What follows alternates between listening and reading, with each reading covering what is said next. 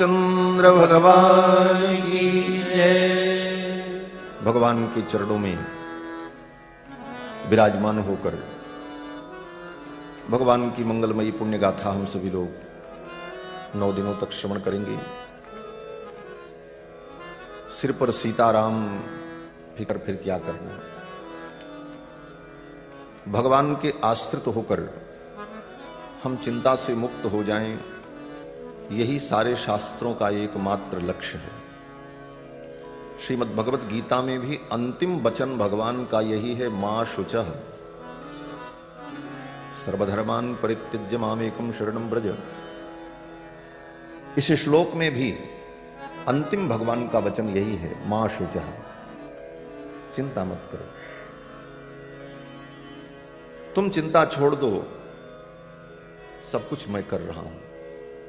यही शरणागति का भाव है। लेकिन जीव के स्वभाव के कारण, जन्म जन्मांतर के संस्कार के कारण मन विचलित होता है, और मन जब भी विचलित हो तो एक ही उपाय है, सत्संग, भगवत चर्चा, शास्त्र चिंतन, महापुरुषों की वाणी का आश्रय। इसी के माध्यम से मां शुचः का भाव दृढ़ होता है और चिंता छूट जाए, इसका मतलब हम पूर्ण रूप से भगवत शरणागत हो गए। अगर कहीं चिंता है, इसका मतलब भगवान की सर्वज्ञता पर, भगवान की सर्वशक्तिमत्ता पर, भगवान के सर्वज्ञ होने पर हमें विश्वास नहीं। आचार्य जन कहते हैं कि अपने दुख का निवेदन भी भगवान से करने की आवश्यकता नहीं कि प्रभु मैं परेशान हूं। क्यों? बोले अगर आप भगवान से कहते हैं कि मैं दुखी हूं और मेरे दुख दूर करो, तो इसका सूक्ष्म भाव यही है कि कहीं न कहीं भगवान की सर्वज्ञता पर आपको भरोसा नहीं। अगर वो सर्वज्ञ हैं तो फिर बताने की जरूरत भी नहीं, क्योंकि सर्वज्ञ का मतलब यह सर्वज्ञ सर्ववित् परास्य शक्तिर्विविधैव श्रूयते स्वाभाविकी ज्ञान बल क्रिया च। उपनिषद में वेद भगवान कहते हैं यह सर्वज्ञ सर्ववित्, जो सर्वज्ञ है और सर्ववित् है, ये दोनों शब्द एकार्थक ही हैं लगभग लगभग। सर्वज्ञ और सर्ववित् का एक ही अर्थ होता है, लेकिन ये वेद वाक्य है और वेद वाक्य में पुनरुक्ति और किसी शब्द का निरर्थक प्रयोग, उसका प्रयोजन न हो, ऐसा हो नहीं सकता। तो वेद भगवान ने सर्वज्ञ और सर्ववित् एक ही अर्थ में 2 शब्दों का प्रयोग क्यों किया? सर्वज्ञ कहने से ही काम चल जाता। तो आचार्यों ने, टीकाकारों ने, विद्वानों ने कहा सर्वज्ञ और सर्ववित् का अलग अलग अर्थ है। सर्वज्ञ का मतलब समान रूप से संपूर्ण सृष्टि को, अनंत अनंत विभूति को भगवान सर्वदा जानते रहते हैं, इसलिए सर्वज्ञ। और सर्ववित् का मतलब अनंत अनंत सृष्टि में अनंत अनंत जीवों को, और उन अनंत अनंत जीवों के अनंत अनंत जन्मों को, और उनके अनंत अनंत जन्मों के अनंत अनंत पाप पुण्य कर्मों को, उन कर्मों के फल को, और अनंत अनंत ब्रह्मांड के अनंत अनंत परमाणुओं के एक एक परमाणु के भेदा भेद को जो हर क्षण प्रत्यक्ष अनुभव करता रहता है, वो सर्ववित्। ये सर्ववित् का अर्थ। यह सर्वज्ञ सर्ववित् परास्य शक्तिर्विविधैव श्रूयते, और उस परमात्मा में विविध प्रकार की शक्तियां सुनी जाती हैं। स्वाभाविकी ज्ञान बल क्रिया च, और उस परमात्मा में जो ये गुण है वो स्वाभाविक है, आरोपित नहीं है। कुछ मत और सिद्धांत ऐसे हैं जो भगवान में गुण का आरोप मानते हैं। वो कहते हैं भगवान तो सदा सर्वदा निर्गुण निराकार निर्विकार शुद्ध बुद्ध मुक्त कूटस्थ है। माया के संयोग से उनमें गुण भाषित होता है और गुणों का उनमें आरोप मानते हैं। शुद्ध स्वरूप में कहीं कोई गुण नहीं होता, परंतु वेद भगवान तो कहते हैं स्वाभाविकी ज्ञान बल क्रिया च, भगवान का जो गुण है वो स्वाभाविक है, आरोपित नहीं। और वेदों के इसी भाव की व्याख्या मानो श्रीमद् वाल्मीकि रामायण है। श्रीमद् वाल्मीकि रामायण के माध्यम से गत वर्ष हम सभी लोगों ने रामचरित्र का आस्वादन किया। जितना भी ज्ञान विज्ञान है वो शब्दों में ही गुम्फित होता है। अनुविद्धमिव ज्ञानम सर्वम शब्देन भाषते, वाक्यपदीयकार कहते हैं अनुविद्धमिव ज्ञानम सर्वम शब्देन भाषते, सब कुछ ज्ञान शब्द से ही भाषित होता है। भगवान में भी अनंत ज्ञान सर्वज्ञत्व जो है वो भाषित तब होता है जब वो ब्रह्मा को कुछ सुनाते हैं, बोलते हैं। तेने ब्रह्म हृदय आदि कवये मुह्यन्ति यत्सूरया। और ये वाल्मीकि रामायण आदि काव्य, सृष्टि का प्रथम काव्य, पौरुषेय काव्य, वेदावतार, इस ग्रंथ में जो ब्रह्म की जिज्ञासा है वह निर्गुण निराकार निर्विकार ब्रह्म की नहीं, अपितु नित्य कल्याण गुणगण संपन्न सकल कल्याण गुणगण निलय, ऐसे ब्रह्म की जिज्ञासा महर्षि वाल्मीकि के द्वारा होती है और देवर्षि नारद उसका उत्तर देते हैं। यहीं से इस कथा की भूमिका सृजित होती है। श्रीमद् वाल्मीकि रामायण वेदों का अवतार। वेद वेद्य भगवान जब राम जी के रूप में अयोध्या में अवतरित हो गए तो वेदों ने भी विचार किया मैं भी अवतार ले लूं। क्यों? बोले अवतार लेकर के भगवान सुलभ हो गए। जब तक भगवान का अवतार नहीं होता तब तक भगवान दुर्लभ बने रहते। त्रिपाद विभूति में विराजमान भगवान भूमा पुरुष वो सामान्य प्राणियों को दुर्लभ है। वहां तक जीव की गति नहीं है और वहां तक जीव का ज्ञान विज्ञान पहुंच नहीं सकता है। श्रीमद् भागवत में व्यास जी कहते हैं ना कि गुणा पाए समाहिता, उस तत्व का उस स्वरूप का दर्शन तब होता है जब व्यक्ति त्रिगुणातीत हो जाता है। तो ऐसी स्थिति में भगवान के उस स्वरूप का ज्ञान और बोध जीव को प्राप्त नहीं हो पाता तो भगवान स्वयं अवतार ले लेते। दूसरे शब्दों में कहा जाए तो हम अपने ज्ञान विज्ञान भक्ति के द्वारा भगवान तक न जा सकें तो दूसरा उपाय है कि भगवान ही हमारे पास चले आए। यही अवतार है। जीव वहां तक नहीं जा सकता तो भगवान ही, या तो हम अपने अंदर उन योग्यताओं का संपादन करके एष आत्मा अपहत पापमा बिजरो मृत्युर्विशोकः अजिघित्सः अपिपासः सत्यकाम सत्य संकल्प आविर्भूत गुणाष्टक, उस स्थिति को प्राप्त करके हम उसकी साम्यता को प्राप्त कर लें, ब्रह्म की साम्यता को हम प्राप्त कर लें। यही प्रथम मार्ग बताया शास्त्र ने, ब्रह्मविद ब्रह्मैव भवति। तो हम उसकी साम्यता को प्राप्त कर लें, एक उपाय। और दूसरा उपाय बोले ब्रह्म हमारी साम्यता को प्राप्त कर ले, वो हमारे समान मनुष्य बन जाए। इसीलिए भगवान ही मनुष्य बन करके आगे बोले ये मनुष्य हमारे जैसे नहीं बन पा रहे हैं तो हम ही इनके जैसे बन जाए। और इस कारण से निज इच्छा निर्मित तनु माया गुण होगा। भगवान ही मानव रूप धारण करके अर्थितो मानुषे लोके जज्ञे विष्णु सनातन, और भगवान के पावन चरित्र को महर्षि वाल्मीकि ने लिपिबद्ध किया। जब भगवान अवतरित हो गए तो वेदों ने विचार किया मेरा प्रयोजन ही परमात्मा का गुणगान है, तो मैं भी अवतार ग्रहण करूं। भगवान जब इतने सुलभ हो गए तो मैं क्यों दुर्लभ रहूं? बोले वेद दुर्लभ हैं? बोले हां, वेद भी बड़े दुर्लभ हैं। वेद की दुर्लभता क्या है? बोले वेद हर कोई पढ़ नहीं सकता। पहली समस्या तो यही, वेद के लिए मर्यादा निर्धारित है। पहले द्विजत्व सिद्ध हो, पहले वो द्विज हो। द्विज माने ब्राह्मण, क्षत्रिय, वैश्य, 3 वर्ण के तैवर्णिक पुरुष। और उनमें भी द्विजत्व तब सिद्ध होगा जब उनका समय से उपवीत संस्कार हो।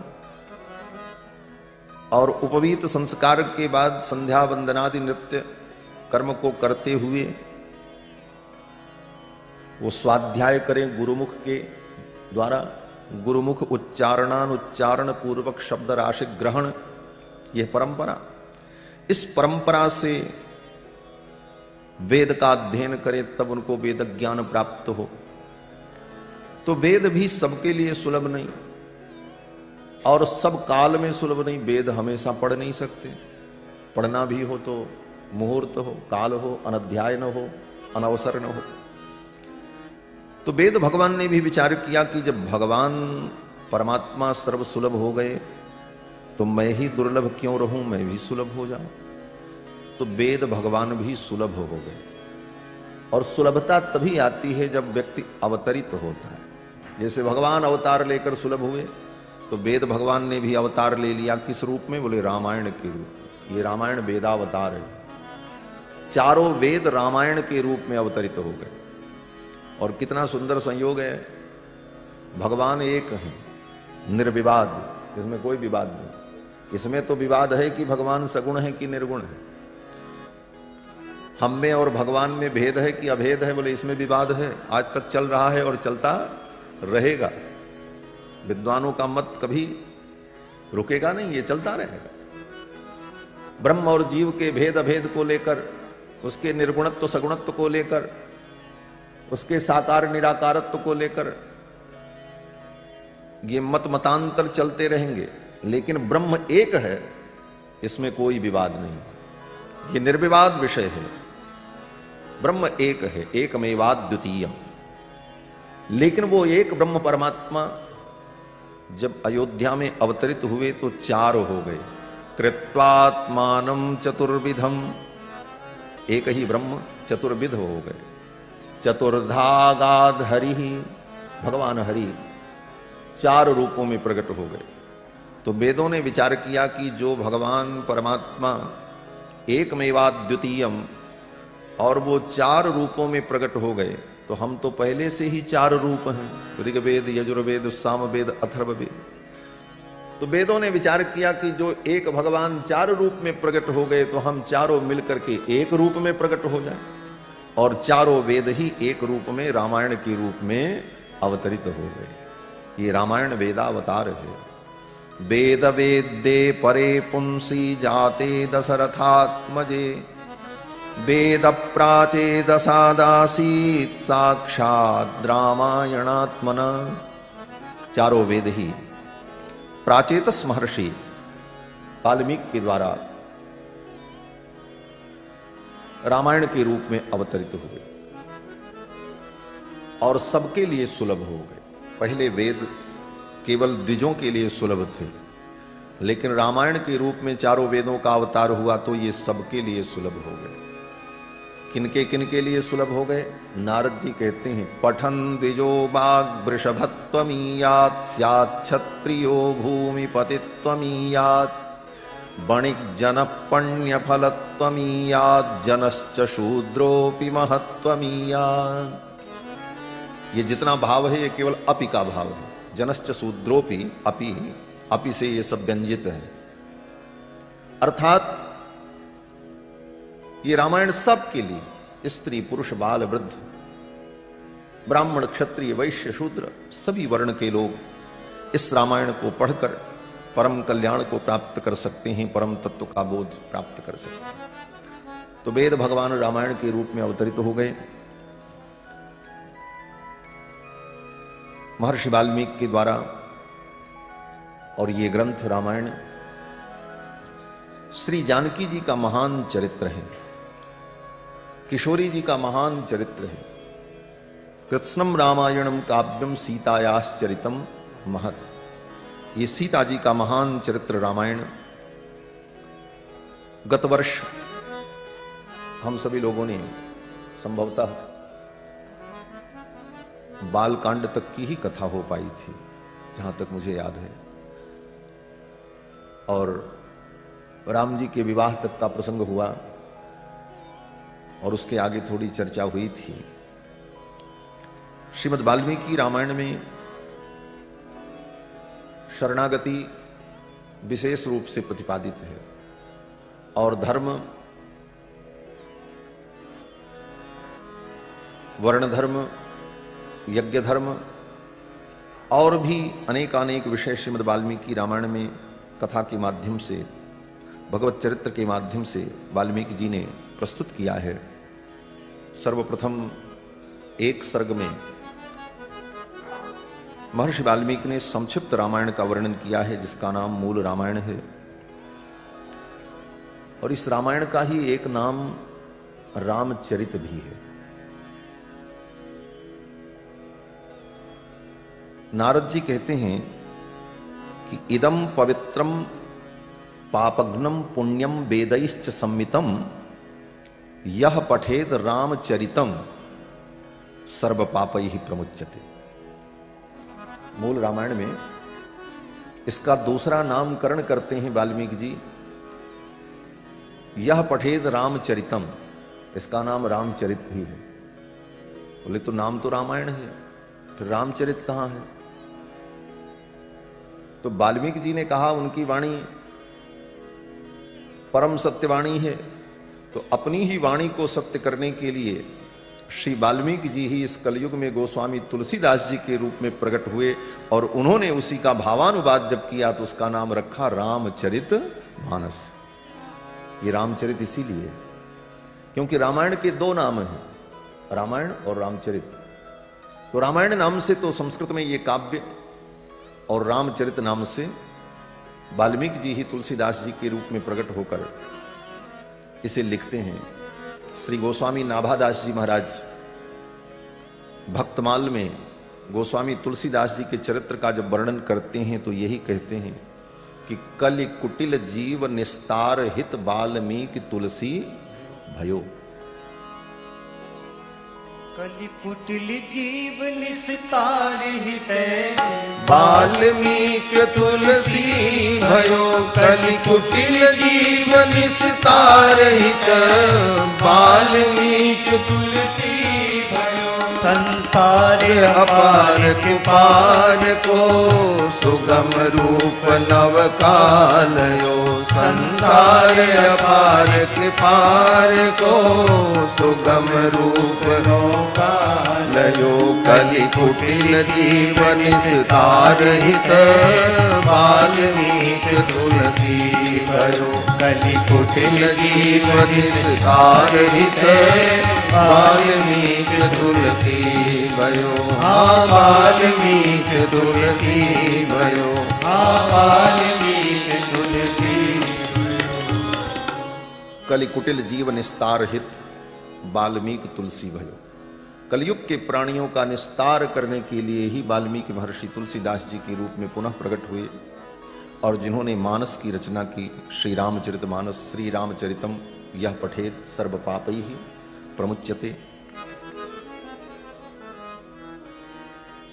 महर्षि वाल्मीकि ने रामायण की जो रचना की, इसका मुख्य प्रयोजन सीता जी के परम पवित्र चरित्र को समाज में स्थापित करना।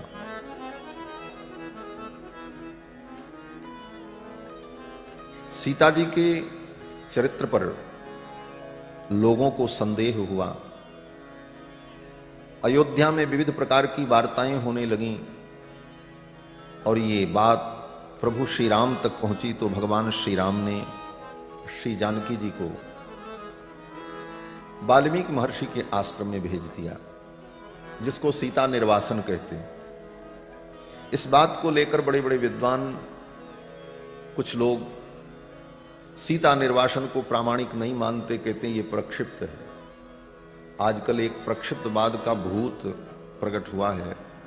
किसी भी बात को जो आपको समझ में ना आवे उसको कह दो ये शास्त्र में प्रक्षिप्त है, बाद में मिला दिया गया। इस तरह की बात अगर हम चलेंगे लेकर के तो शास्त्र के जितने भी विषय हैं सब संदिग्ध हो जाएंगे। कोई भी व्यक्ति किसी भी बात को प्रक्षिप्त कह देगा, भाई ये भी प्रक्षिप्त है, ये भी प्रक्षिप्त। और प्रक्षिप्त मान लेंगे तब तो बड़ी समस्या होगी। इसलिए बुद्धि और विवेक के द्वारा, पूर्वाचार्यों के वचनों के द्वारा शास्त्र की संगति लगानी चाहिए। यही मध्यम मार्ग और सुंदर मार्ग है। खींच खांच मीज माज शास्त्र को न गीजिए, जामे रस बनो रहे सोई अर्थ कीजिए। शास्त्र को खींच खांच करके मनमाना अर्थ करना यह मर्यादा नहीं। विवेक के द्वारा शास्त्र की संगति लगानी चाहिए। तो कुछ लोग इस बात को प्रक्षिप्त मानते हैं, परंतु श्री सीता जी का निर्वासन ये प्रक्षिप्त नहीं है, अपितु सीता निर्वासन से ही वाल्मीकि रामायण के प्राकट्य की भूमिका तैयार होती। और सीता जी को भगवान ने वन में भेजा, इसका कई कारण था। एक कारण तो यह था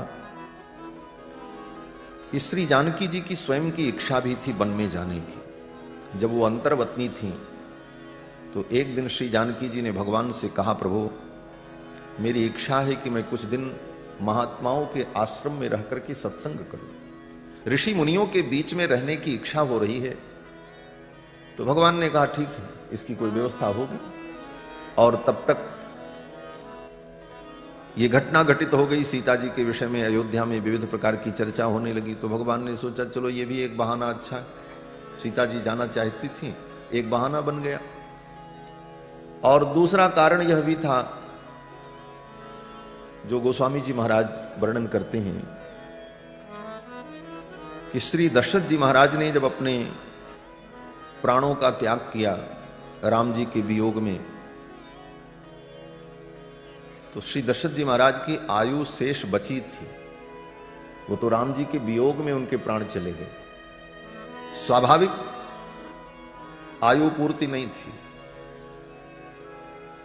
क्योंकि दशरथ जी ने तो यही कहा, हा रघुनंदन प्राण प्रीते तुम बिन जियत बहुत दिन बीते। भगवान के वियोग में जीवन धारण करने की क्षमता नहीं रही और दशरथ जी ने शरीर छोड़ दिया।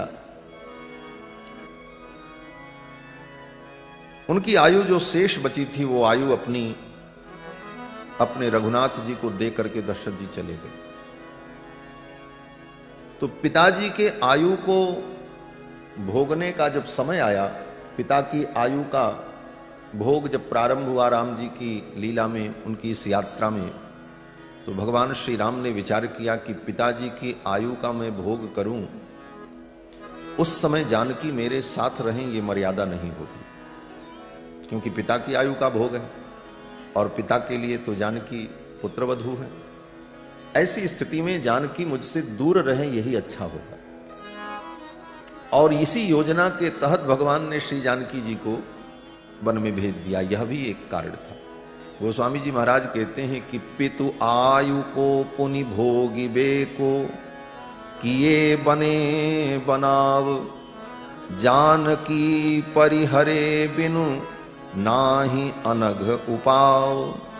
राम जी ने विचार किया सीता जी के त्याग के बिना कोई पाप रहित उपाय नहीं। इस कारण से श्री जानकी जी को भगवान ने वन में भेजा। और इससे भी ज्यादा तीसरा महत्वपूर्ण कारण यह भी था कि श्री वाल्मीकि जी के द्वारा रामायण की रचना होनी है,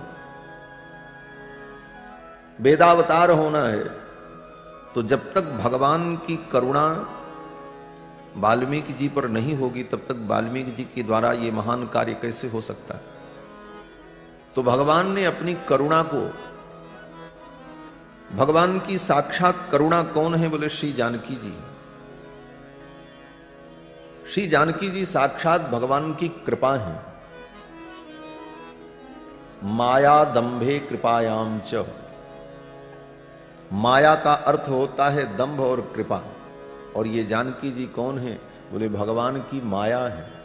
उभय बीच सिय सोहति कैसी, ब्रह्म जीव बिच माया जैसी।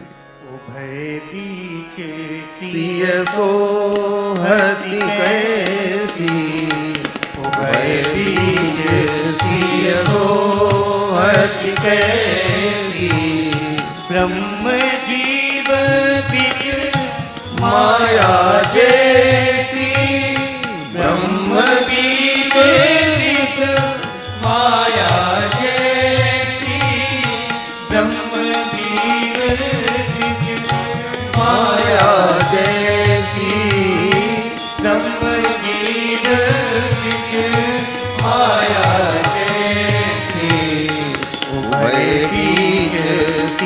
सोहति कैसी, उभय बीच सिय सोहति कैसी, उभय बीच सिय सो।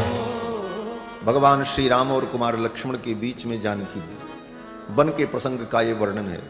वन यात्रा में राम जी आगे आगे, जानकी जी उनके पीछे, और उनके पीछे लक्ष्मण।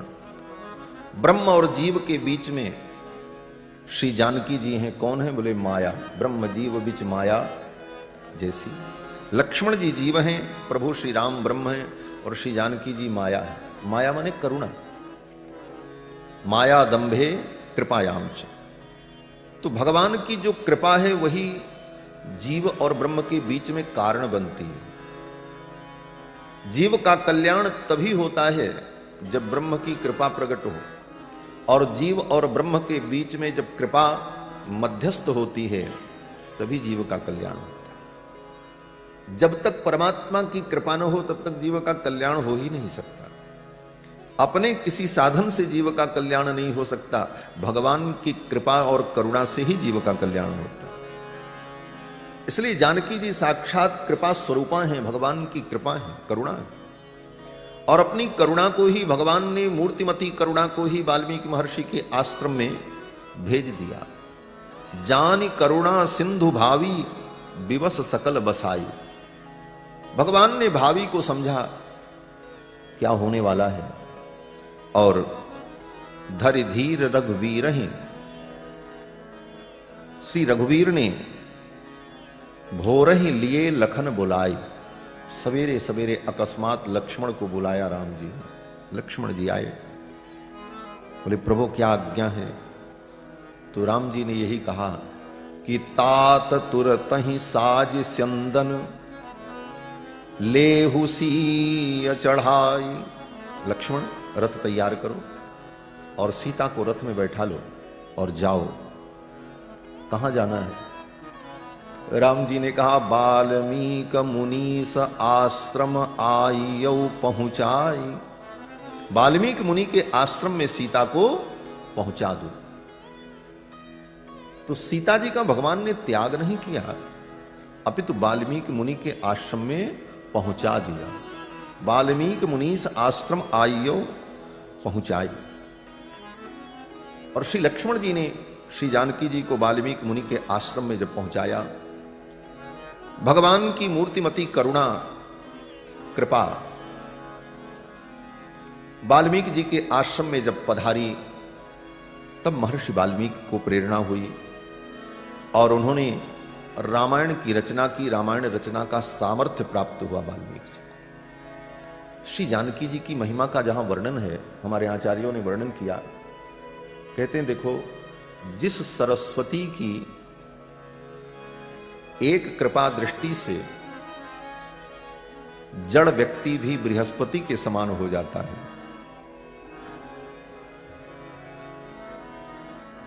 जिस सरस्वती की एक कृपा दृष्टि से जड़ व्यक्ति भी बृहस्पति के समान हो जाता है, वह सरस्वती भी जिनके चरणों की दासी है, वो कौन है? बोले वो भगवती जानकी देव देव महिषीम श्रियमाश्रयाम। सा भारती भगवती तु यदि दासी, ताम देव देव महिषीम श्रियमाश्रयामः। ताम देव देव महिषीम, देवों की भी देव जो भगवान हैं, उनकी जो महिषी हैं, पट्ट महिषी जानकी, वो कौन है? बोले यस्या कटाक्ष परिणाम उदाहरंती। जिस सरस्वती के एक कटाक्ष से जड़ व्यक्ति भी बृहस्पति के समान ज्ञानी हो जाता है, वह सरस्वती भी जिनके चरणों की दासी है। सा भारती भगवती तु यदि दासी, ताम देव देव महिषीम श्रियमाश्रयामः। वो भगवती श्री। श्री का मतलब, बोले श्री शब्द के 6 प्रकार के अर्थ आचार्यों ने किए हैं। श्री का मतलब, बोले शृणोति इति श्री, जो सुनती हैं, इसलिए इनका नाम श्री है। क्या सुनती हैं? बोले शरणागत भक्तों के दुख को, उनके निवेदन को श्रवण करती हैं, इसलिए श्री। शृणोति इति श्री और शृणाति इति श्री, जो अपने भक्तों के जन्म जन्मांतर के पाप का नाश करती हैं, शृणाति इति श्री। और शृणोति शृणाति के साथ साथ भक्तों के निवेदन को श्रुत्वा परमात्मानं श्रावयति इति श्री, सुन करके वह निवेदन भगवान को सुनाती हैं। कोई जीव जानकी जी से निवेदन करता अपने दुख का तो सुनती हैं, उसके पाप का नाश करती हैं, फिर उसके निवेदन को भगवान तक पहुंचाती भी। श्रावयति इति श्री, भगवान को सुनाती हैं। और ये श्रावयति की ही व्याख्या गोस्वामी तुलसीदास जी ने विनय पत्रिका में की। कबहू की अम्ब अवसर पाई, मेरियो सुध ध्याई भी कछु करुण कथा चलाई। अम्ब अवसर पाई, अम्ब अवसर पाई, कबहू की मेरियो सुध ध्याई भी कछु, मेरियो सुधि ध्याई भी कछु करुण कथा चलाई। कबहू अम्ब अवसर पाई, कबहू दीन सब अंगहीन छीन, मलिन अधीन धाई। नाम ले भर उदर एक प्रभु, दासी दास कहाए। अम्ब अवसर पाई, कबहू अम्ब अवसर पाई, अम्ब अवसर पाई, कबहू अम्ब अवसर पाई। शृणोति इति श्री, श्रावयति इति श्री, शृणाति इति श्री और श्रयति इति श्री। श्रयति इति श्री, यह भी व्याख्या है। श्रयति माने जो भगवान के आश्रित रहती है। श्री जी स्वतंत्र नहीं है, वो स्वयं भगवान के आश्रित रहती है। श्रयति इति श्री। और इसके साथ साथ जो भगवान की अनपायिनी है, भगवान से कभी भिन्न नहीं होती, जिस प्रकार भास्करेण प्रभा यथा, जिस तरह सूर्य की प्रभा सूर्य से कभी अलग नहीं होती, उस प्रकार से श्री जी कभी भगवान से अलग नहीं होती। ऐसी श्री जी जब महर्षि वाल्मीकि के आश्रम में पधारी तो महर्षि वाल्मीकि ने उनकी कृपा से, करुणा से रामायण की रचना की। रघुवंशस्य चरितम चकार भगवान मुनि। रघुनंदन के चरित्र को महर्षि वाल्मीकि ने लिखा और समय आने पर कुश और लव को पढ़ाया और कुश लव ने इस कथा का गायन किया भगवान श्री राम के दरबार में, इस इतिहास को सुनाया। ये वाल्मीकि रामायण पुराण नहीं है, ये स्मृति भी नहीं है, ये इतिहास है। इस ग्रंथ का नाम इतिहास ग्रंथ है।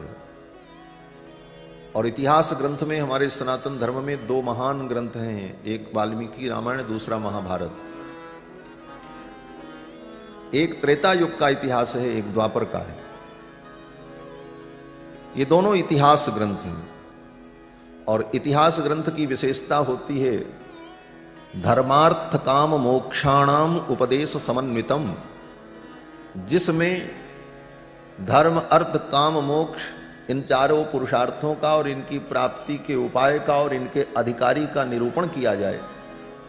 धर्मार्थ काम मोक्षाणाम उपदेश समन्वितम पूर्व वृत्त कथा युक्तम इतिहासम प्रचक्षते।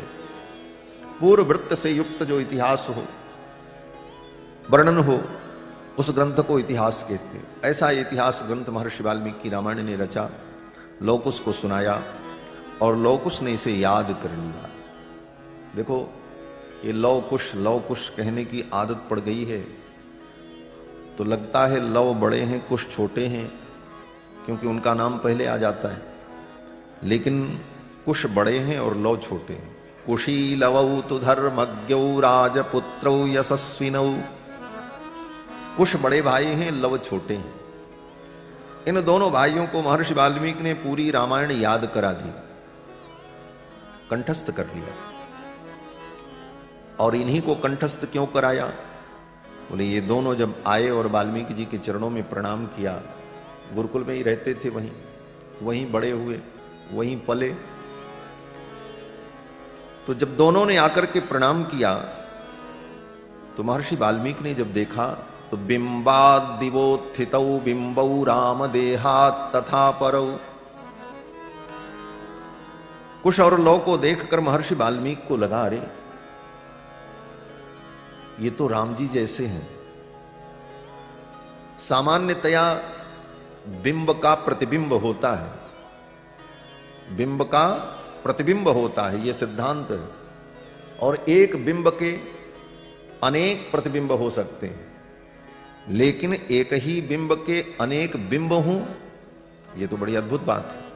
और यहां पर वाल्मीकि जी यही कहते हैं। कुश और लव को जब देखा तो वाल्मीकि जी ने अनुभव यही किया, बिंबाद दिवोत्थितौ बिंबौ।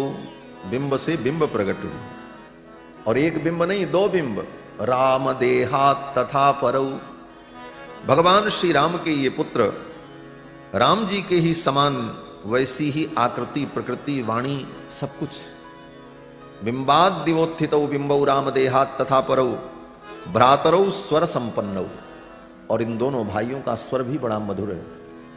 गंधर्व विवरूपिणौ, गंधर्व के समान सुंदर, गंधर्वा विवरूपिणौ। इनके सौंदर्य को, इनकी वाणी की सरसता को, और इसके साथ साथ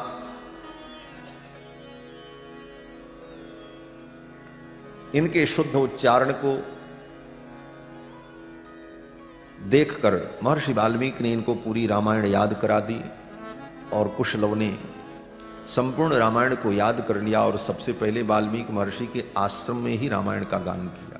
प्रथम कथा वहीं हुई, और उस कथा में मुनियों ने जब कथा सुनी तो तच्छ्रुत्वा मुनयः सर्वे बाष्प पर्याकुलेक्षणाः।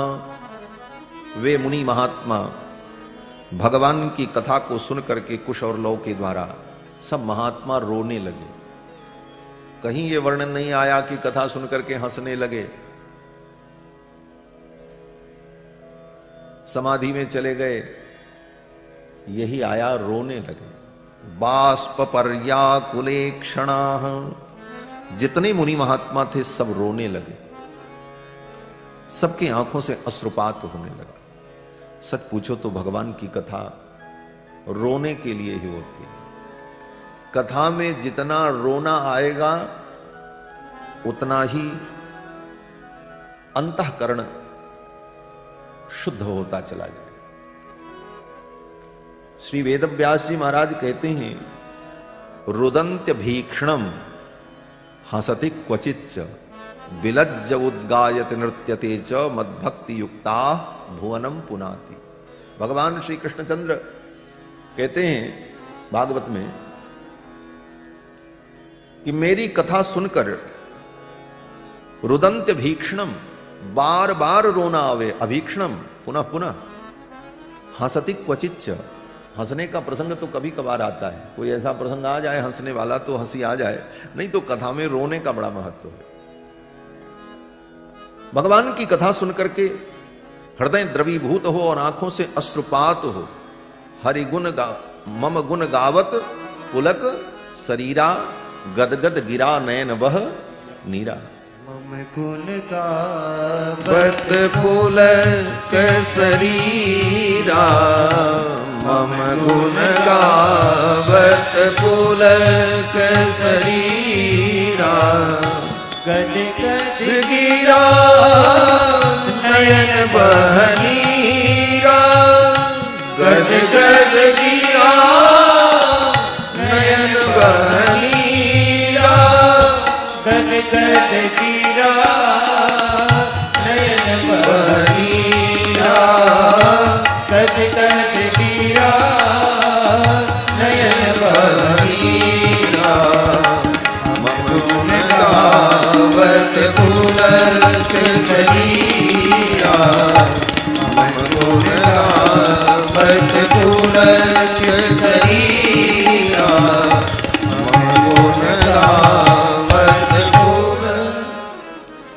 भगवान का गुण सुनकर आंखों से अश्रुपात हो, वे बड़े बड़े मुनि महात्मा रोने लगे।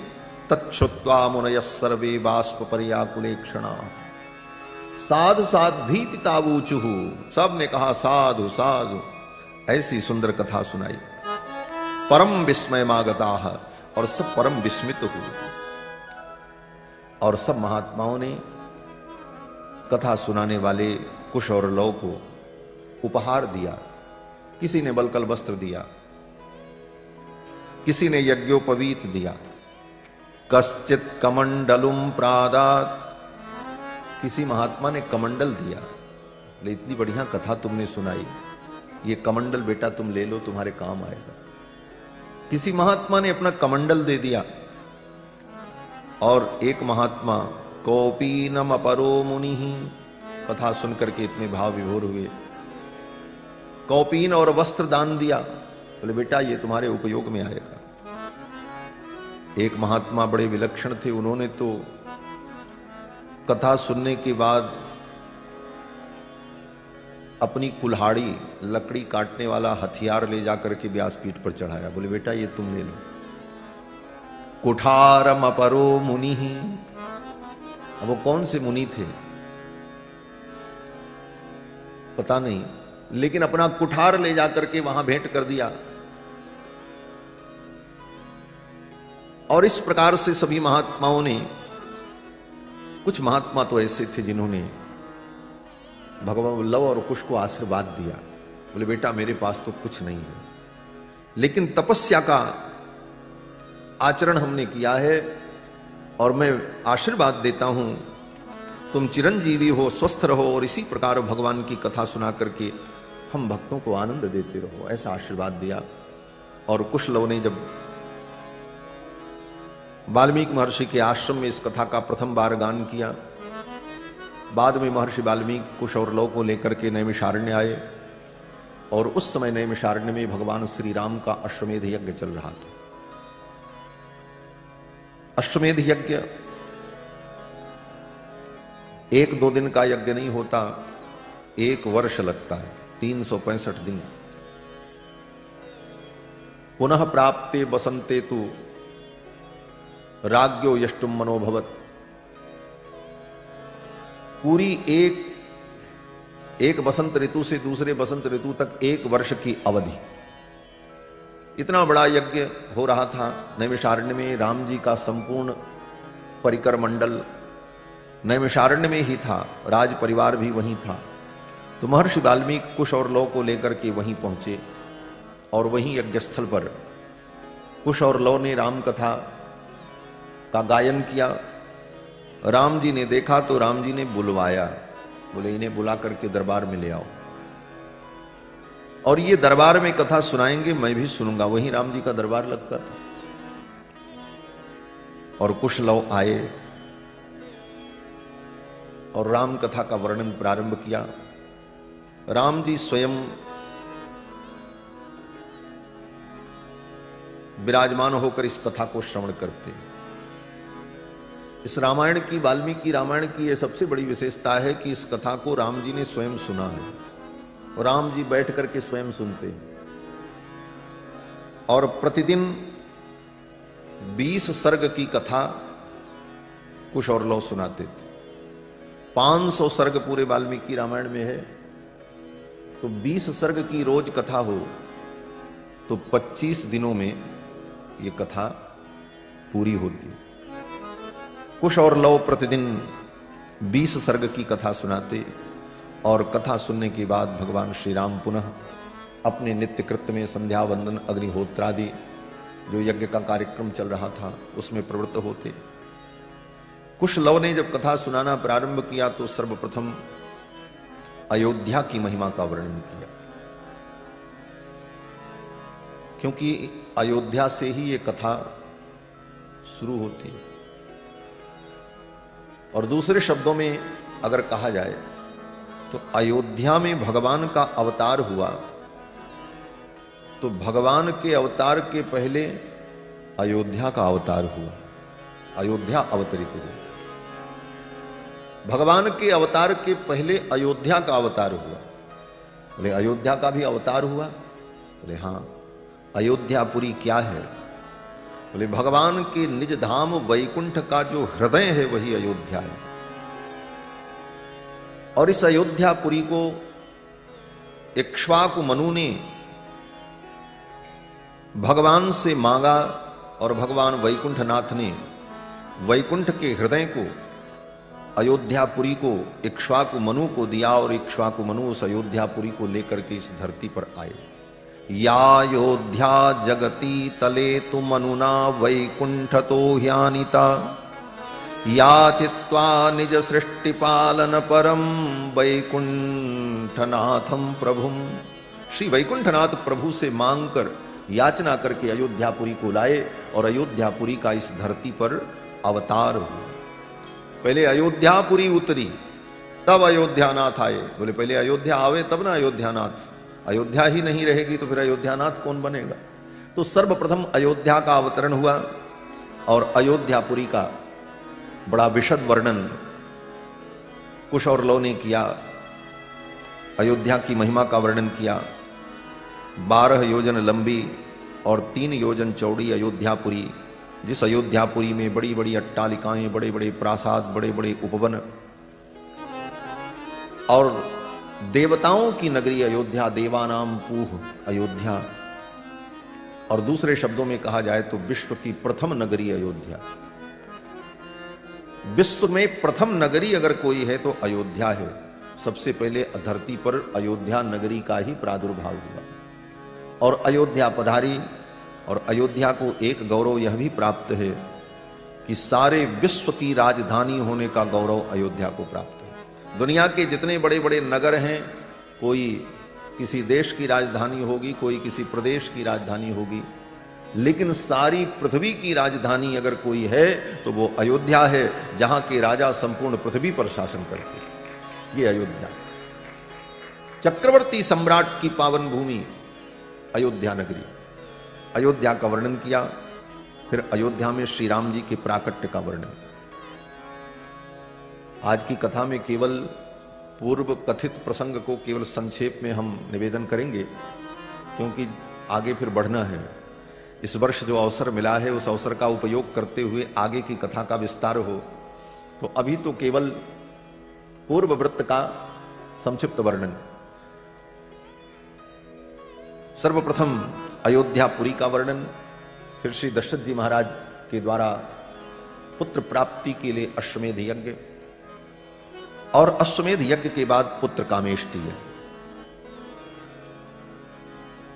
पहले अश्वमेध यज्ञ किया दशरथ जी ने, और फिर जब पुत्र कामेष्टि की तो पुत्र कामेष्टि यज्ञ में प्राजापत्य पुरुष चरु लेकर के प्रकट हुए और उस चरु के प्राशन से 3 रानियां अंतर्वतनी हुई और 4 रूपों में भगवान गर्भ में आई।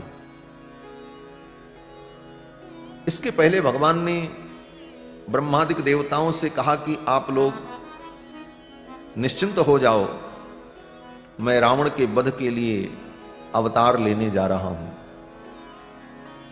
क्योंकि रावण के आतंक से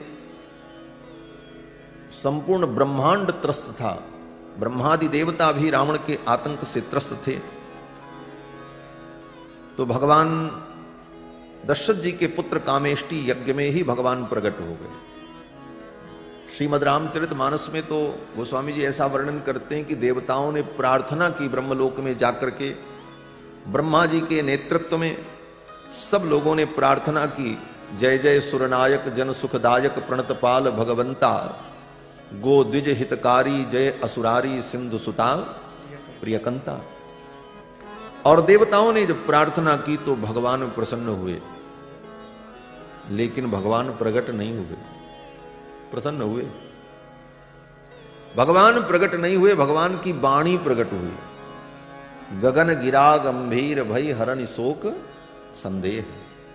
शोक और संदेह का निराकरण करने वाली वाणी प्रकट हुई और उस वाणी में भगवान ने कहा कि जन डरपहु मुनि सिद्धु सुरेशा, तुम ही लाग धरी हो नर वेशा।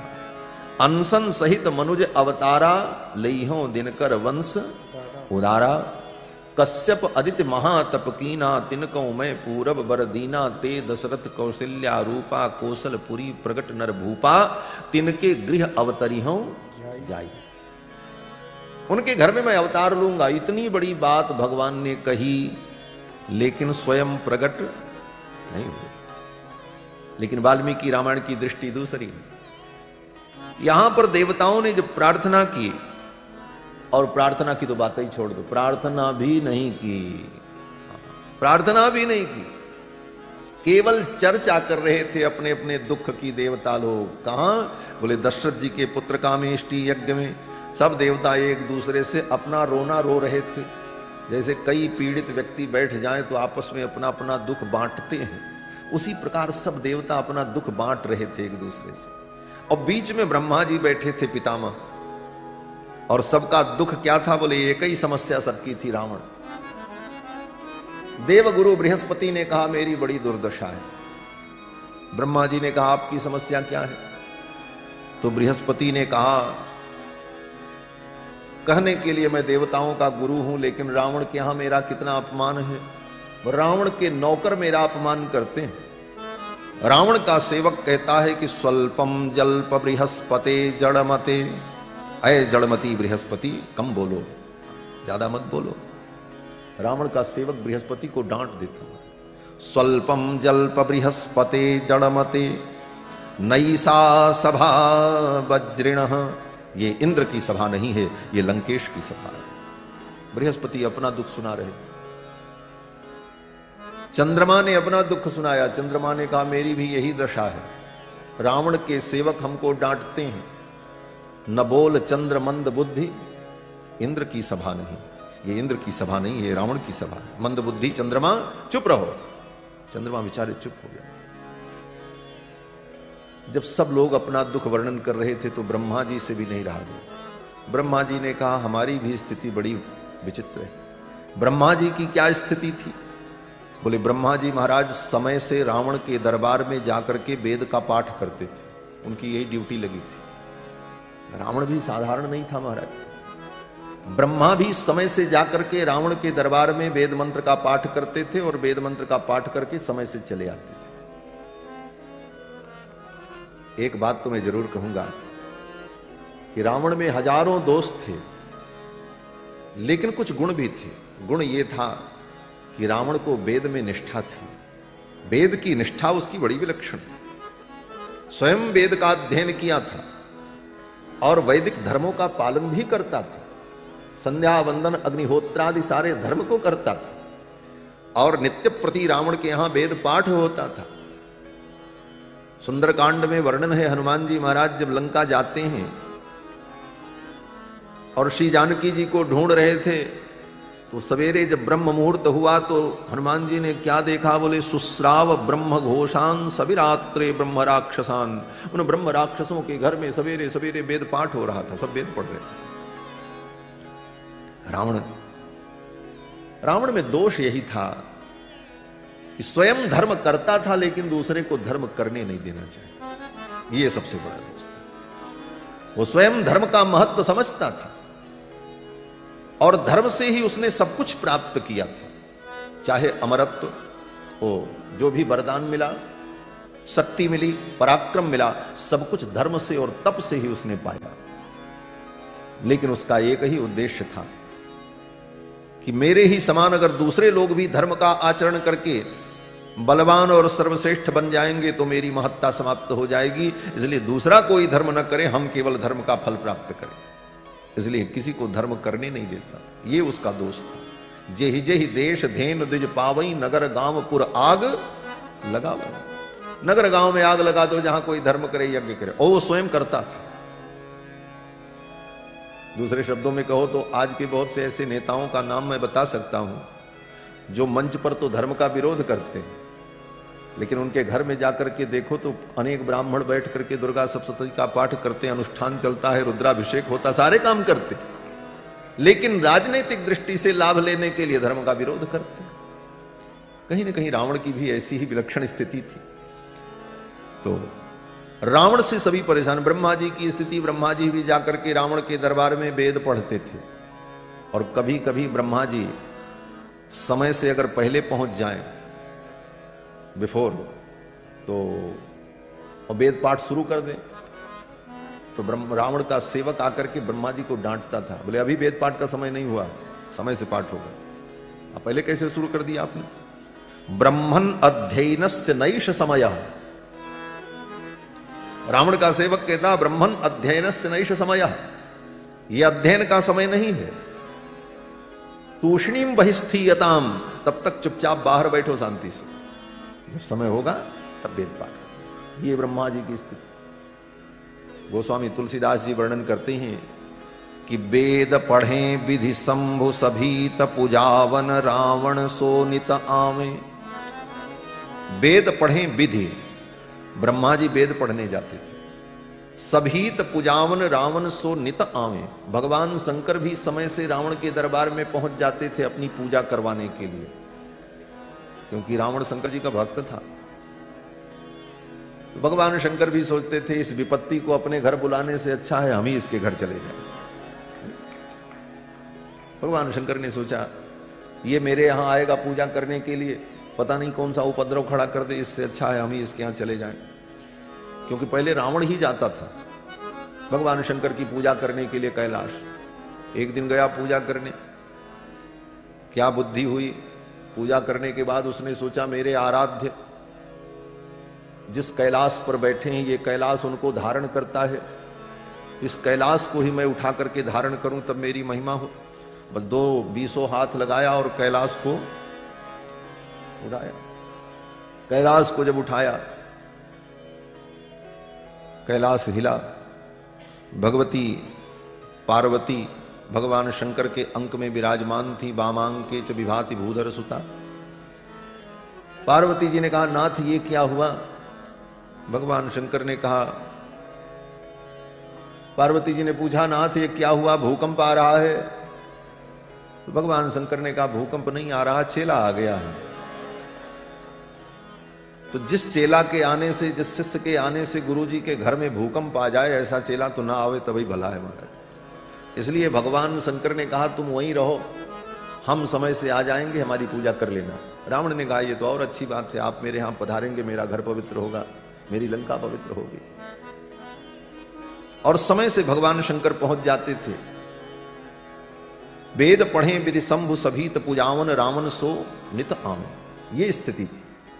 तो आज दशरथ जी महाराज के पुत्र कामेष्टि यज्ञ में सभी देवता अपने अपने दुख की चर्चा कर रहे थे और ब्रह्मा जी सबकी सुन रहे थे। और अभी किसी ने भगवान को बुलाया नहीं, भगवान से प्रार्थना नहीं की। लेकिन इन देवताओं के दुख को देखकर करुणा वरुणालय, भगवान के हृदय में करुणा समुच्छलित हुई और भगवान उन देवताओं के मध्य में प्रकट हो गए। एतस्मिन्नन्तरे विष्णुर उपयातो महाद्युति शंख चक्र गदा पाणि पीतवासा जगतपति। पीतांबर धारण किए हुए जगतपति भगवान श्री रघुनंदन भगवान नारायण उन देवताओं के मध्य में प्रकट हो गए। जो मैं भाव निवेदन कर रहा था कि देवताओं ने प्रार्थना भी नहीं की, केवल चर्चा ही कर रहे थे अपने दुख की, तो उन भक्तों का दुख भगवान से सहन नहीं हुआ और भगवान उसी समय वहां प्रकट हो गए। एतस्मिन्नन्तरे उपयातो महाद्युति, परम तेजमय भगवान प्रकट हो गए और अपने गरुण पर बैठ करके आए। वैनतेयम समारोह्य, अपने गरुण पर बैठ करके भगवान पधारे। उन देवताओं ने देखा, देवताओं ने स्तुति की। भगवान ने कहा आप लोग निश्चिंत हो जाओ, भयम त्यजत भद्रम वो, आप लोग भय का त्याग कर दें, भद्रम वो आपका कल्याण हो। मैं अवतार लेने जा रहा हूं और अवतार लेकर के इस रावण का मैं वध करूंगा, रावण को मैं मारूंगा। ब्रह्मादिक देवताओं ने कहा रावण को तो आप मार देंगे लेकिन फिर भी समस्या समाप्त नहीं होगी। बोले क्यों? देवताओं ने कहा रावण का पुत्र और उसके भाई और उसके परिवार के लोग और भी ज्यादा भयानक हैं। तो भगवान ने कहा चिंता मत करो, सपुत्र पौत्रम सामात्यम, उसके पुत्र को, उसके पौत्र को, उसके आमात्य को, समंत्रिज्ञाति बांधवम, उसके बंधु बांधव सहित उसका मैं संहार करूंगा। और तब तक धरती की ओर दृष्टि गई। उन देवताओं में पृथ्वी भी गऊ का रूप धारण करके आई थी। सब लोग तो अपने दुख का वर्णन कर रहे थे, ब्रह्मा, बृहस्पति, चंद्रमा, लेकिन गऊ के रूप में जो पृथ्वी थी, वो पृथ्वी तो केवल कांप रही थी, क्योंकि सबसे ज्यादा दुख तो पृथ्वी को ही हुआ। देवता तो स्वर्ग में रहते, वहां भी अगर रावण पहुंचता था तो स्वर्ग छोड़ के भाग जाते थे। देवन तके मेरी गिर खोहा, कहीं जाके बच लेते थे, छिप जाते थे। लेकिन धरती बेचारी कहां जाए? इसी धरती के सिर पर ही रावण सारे पाप, अनाचार, अत्याचार करता था। सबसे ज्यादा दुख तो धरती ने भोगा, और धरती तो बेचारी कांप रही थी। रावण जब चलता था तो पृथ्वी कांपती थी। महाराज, चलत दशानन डोलत अवनी। पृथ्वी ने गऊ का रूप धारण किया, और उस सभा में वो भी विद्यमान थी, और पृथ्वी को तो बोलने का भी साहस नहीं हो रहा था, कांप रही थी थर थर। पृथ्वी की ओर जब भगवान ने देखा तो भगवान ने कहा, हे भूदेवी, आप चिंता मत करो, रावण का वध करने के बाद भी मैं इस धरती से नहीं जाऊंगा। वत्स्यामि मानुषे लोके पालयन पृथ्वीम इमाम, इस पृथ्वी का पालन करने के लिए इसी धरती पर मैं रहूंगा। और कब तक? बोले 10 वर्ष सहस्राणि 10 वर्ष शतानि च, 11,000 वर्ष तक इसी धरती पर रहकर मैं इस पृथ्वी का पालन करूंगा। जब तक पृथ्वी को पूर्ण संतोष नहीं हो जाएगा, पृथ्वी को जब तक प्रसन्नता नहीं होगी, जब तक इसका भय दूर नहीं होगा, तब तक मैं धरती पर रहूंगा। ये वचन भगवान ने दिया, और भगवान अंतर्धान हुए, और अंतर्धान होकर के भगवान कहीं गए नहीं। इधर देवताओं के मध्य से भगवान अंतर्धान हुए, और तब तक उधर अग्नि देवता चरु लेकर के प्रकट हुए। अग्नि देवता जब चरु लेकर के प्रकट हुए तो उसी चरु में भगवान प्रविष्ट हो। वाल्मीकि जी के शब्दों में कहा जाए तो भगवान ही चरु बन गए, क्योंकि अग्नि देवता ने जो कहा कि इदम तु नृपशार्दूल तपयसा पायसम देव निर्मितम, इदम तु नृपशार्दूल पायसम देव निर्मितम, ये जो पायस है, ये पायस, पायस बोले तो खीर, पयसा निर्मितम पायसम, दूध से निर्मित जो अन्न होता है उसी को पायस कहते हैं। देवताओं ने कहा, अग्नि देवता ने कहा कि ये पायस जो है ना, ये दूध, चीनी और चावल से नहीं बना है, ये दूध, शक्कर, चावल से नहीं बना है। बोले तब? बोले पायसम देव निर्मितम, देव निर्मितम। देव निर्मितम का यह अर्थ है, आचार्यों ने किया कि देवाधिदेव भगवान ही पायस बन गए हैं। देव एव पायस रूपेण निर्मितम देव निर्मितम, भगवान ही पायस बन गए। और फिर उस पायस को तीनों रानियों ने जब ग्रहण किया तो 4 रूपों में भगवान गर्भ में आए। आधा पायस तो कौशल्या जी को मिला, और आधे का आधा 1/4 सुमित्रा जी को मिला, और जो बचा था 1/4 भाग, उसका 2 भाग किया तो 8वां भाग केकई जी को मिला, और 1/8वां भाग जो बचा था वो सुमित्रा जी को फिर दे दिया दशरथ जी ने। इस प्रकार तीनों रानियां अंतर्वतनी हुई, और 4 रूपों में भगवान आए। पायस के 8 आने से कौशल्या रानी ने गर्भ धारण किया, उस पायस के 4 आने से सुमित्रा जी ने गर्भ धारण किया, और फिर पायस के 2 आने से केकई जी ने गर्भ धारण किया, और 2 आना जो बचा वो पुनः सुमित्रा जी को दशरथ जी ने दिया। उसी 2 आने से शत्रुघ्न जी गर्भ में आए।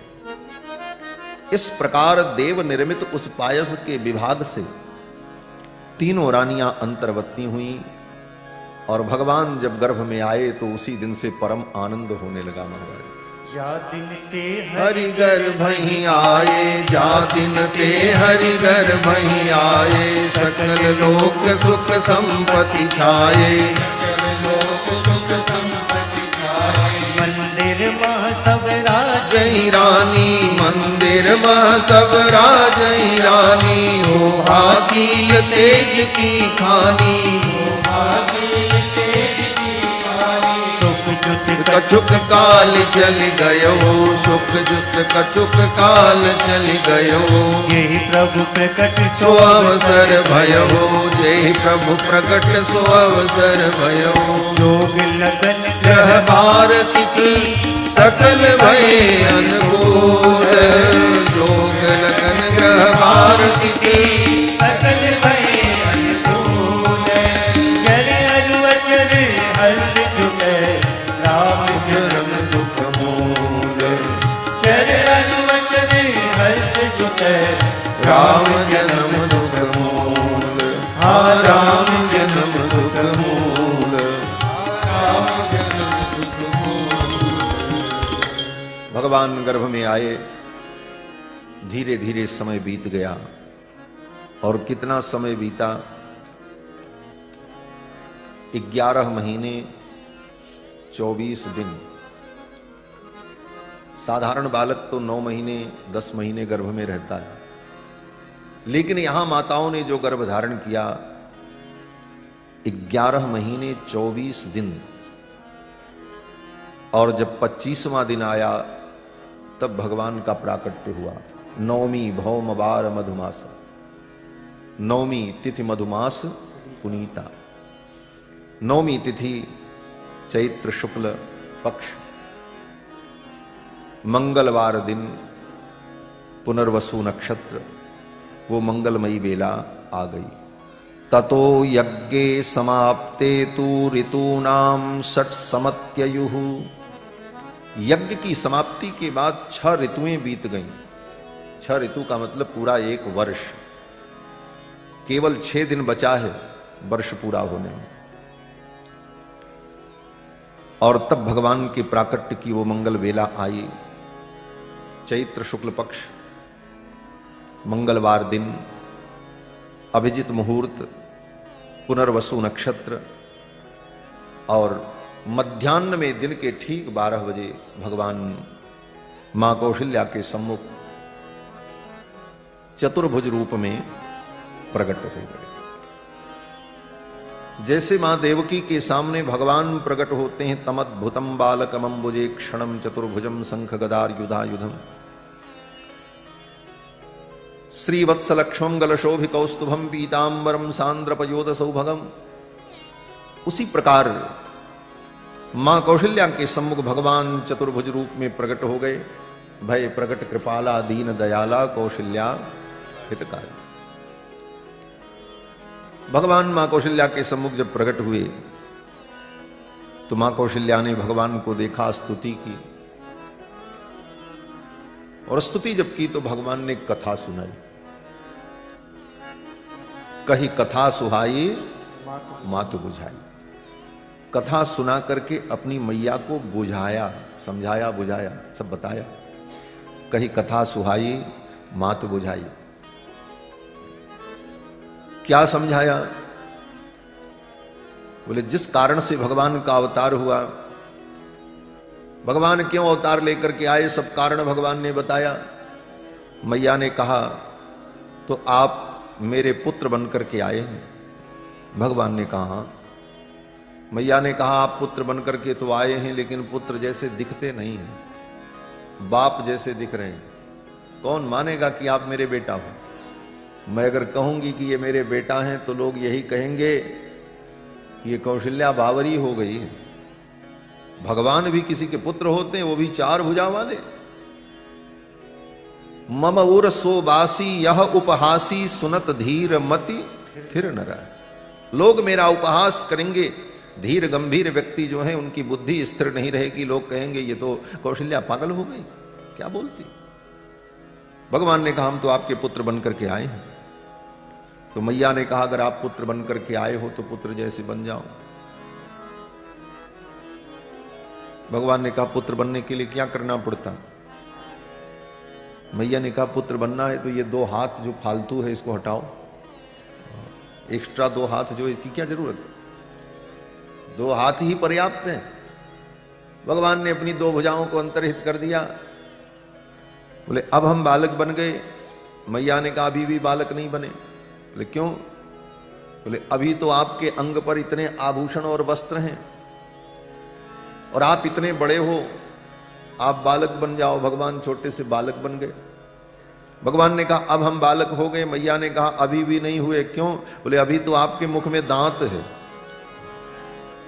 बच्चे के मुंह में दांत थोड़ी होता है। और ऐसे भी आप वेदांतियों के आराध्य हो तो आप भी वेदांती बन जाओ। वेदांतियों के आराध्य हो तो आप भी वेदांती बन जाओ, बिना दांत के हो जाओ। हमारे पूज्य गुरुदेव कहा करते थे वेदांत तभी समझ में आता है जब व्यक्ति वेदांती हो जाता है। जवानी में वेदांत नहीं समझ में आता, जब दांत चले जाते हैं तब वेदांत अपने आप समझ में आ जाता है।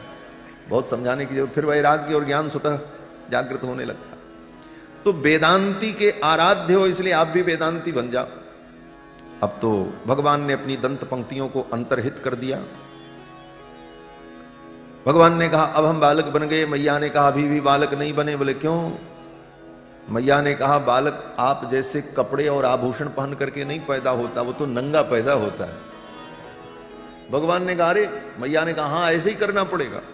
फिर तो भगवान ने अपने वस्त्रों को, अलंकारों को भी अंतर्हित कर दिया और छोटे छोटे से नील कमल के समान कोमल सुमधुर बालक बन गए। लेकिन भगवान अभी भी बोल रहे थे। भगवान ने कहा मैया अब तो हम पूरे बालक बन गए, कपड़े भी चले गए, आभूषण भी गए, भुजा भी कम हो गई, आकार प्रकार भी छोटा हो गया, अब तो हम बालक बन गए। मैया ने मुस्कुराते हुए कौशल्या जी ने कहा अभी भी आप बालक नहीं बने। भगवान ने कहा अब क्या बाकी है। मैया ने कहा देखो बालक जो होता है ना वो तुम्हारे जैसे टपर टपर बोलता नहीं है, वो तो रोता है। ये टपर टपर जवाब सवाल करता है, ये बालक का काम नहीं। बालक तो केवल रोता है, उसको और कुछ नहीं आता। तो भगवान ने कहा हमको भी रोना पड़ेगा। मैया ने कहा हाँ रोना ही पड़ेगा, और रो करके अपने आने की सूचना प्रदान करो कि मैं आ गया हूं। भगवान ने कहा मैया तू ही बता दे कि मैं आ गया हूं। मैया कौशल्या ने कहा दुनिया में कोई मां ये नहीं बताती है कि हमको बेटा पैदा हुआ है, वो बेटा ही बताता है। रोता है तो लोग जान जाते हैं हाँ बच्चे का जन्म हो गया। मां थोड़ी बताती है, वो तो पीड़ा से ग्रस्त रहती है। वो बच्चा ही रोता है तो सुन करके पता चल जाता है बाहर से लोगों को कि हाँ प्रसव हो गया, बालक का जन्म हो गया, बालक आ गया। तो अपने आने की सूचना तो तुमको ही देनी पड़ेगी। तो भगवान ने कहा क्या करना पड़ेगा। मैया ने कहा रोना पड़ेगा। और मैया ने जब कहा रोना पड़ेगा तो भगवान रोने लगे। महाराज सुनी बचन सुजाना रोदन ठाना, हुई बालक सुरभूपा। सुनी बचन सुजाना रोदन ठाना, हुई बालक सुरभूपा। सुजाना रोदन ठाना, हुई बालक सुरभूपा। हुई बालक सुरभूपा। भगवान बालक बन गए और रोने लगे। और जब भगवान रोने लगे तो भगवान का रुदन कितना मधुर है। सुनि शिशु रुदन परम प्रिय बानी, समभ्रम चली आई सब रानी। सभी माताएं जो अन्य माताएं थी वो दौड़ती हुई आ गईं और बालक का दर्शन किया। तब तक सूचना आई महारानी केकई के महल से, वहां भी पुत्र का प्राकट्य हुआ।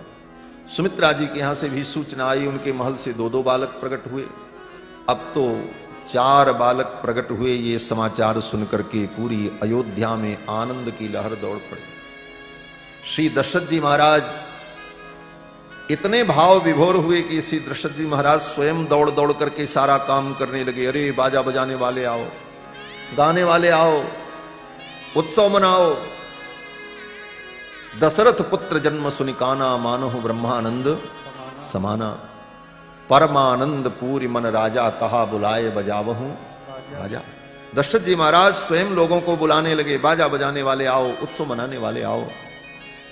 और देखते देखते अयोध्या में चारों तरफ से भक्तों का जो आगमन हुआ, अपार भीड़ एकत्रित हुई और दशरथ जी महाराज के द्वार पर जो उत्सव हुआ, राम जी का जन्म महोत्सव,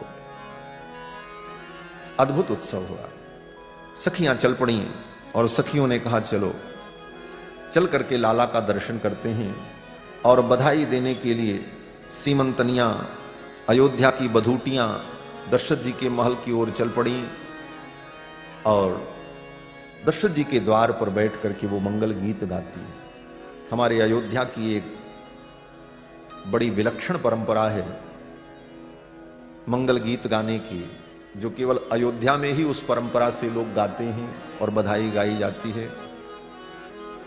और उसका भाव यह है कि सब मिल आवोरी सजनी मंगल गाइए।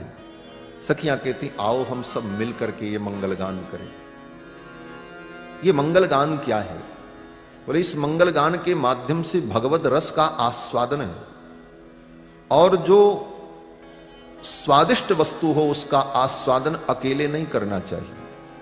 एक स्वादु न भुंजीत। और परमात्मा से बढ़कर, भगवत भक्ति से बढ़कर के आस्वादन की वस्तु और क्या हो सकती है। इसलिए इसका आस्वादन तो मिल करके किया जाए तभी आनंद होता है। इसको आप ऐसे भी समझो, कथा तो यही है, एक आदमी बैठ जाए और एक सुनाने वाला हो जाए, तब यह कथा का आस्वादन नहीं होता। जब मिल करके करते हैं तब इसका आस्वादन विलक्षण होता है। तो सभी सखियां कहती हैं आओ हम सब मिल करके ये मंगल गान करें, राम जी के प्राकट्य के अवसर पर बधाई दें और मंगल गान करें। तो ये मंगल गान हमारी अयोध्या में जो राम जन्म महोत्सव के अवसर पर होता है, उस मंगल गान को हम सभी लोग करें, फिर आगे चलते हैं। सब मिले ओरी साजनी बरिया, ओरी साजनी बरिया, मंगल गाइए, मंगल गाइए, सब मिले ओरी साजनी बरिया। रानी कौशल्या के भये सुत बेगी बधावो जाइए, रानी कौशल्या के भये सुत बेगी बधावो जाइए, बरिया सजनी बेगी बधावो जाइए। आज कैसो दिवस सजनी, आज कैसो दिवस सजनी, बड़े भागन पाइए, हाँ बड़े भागन पाइए, बरिया ओरी साजनी बरिया, मंगल गाइए, मंगल गाइए,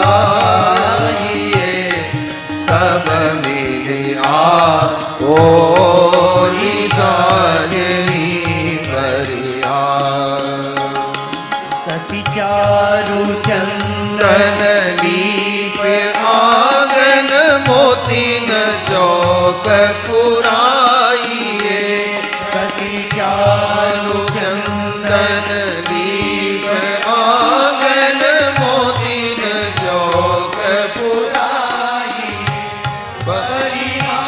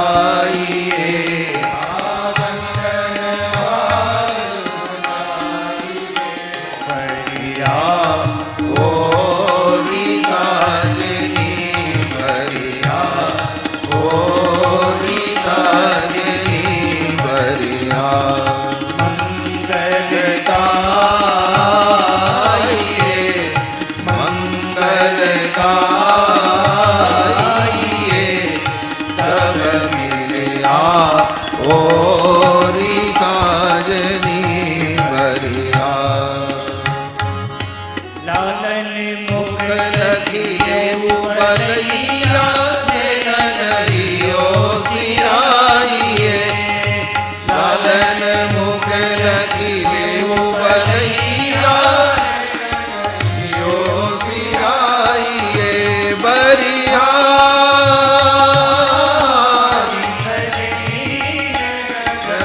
यो सिराइए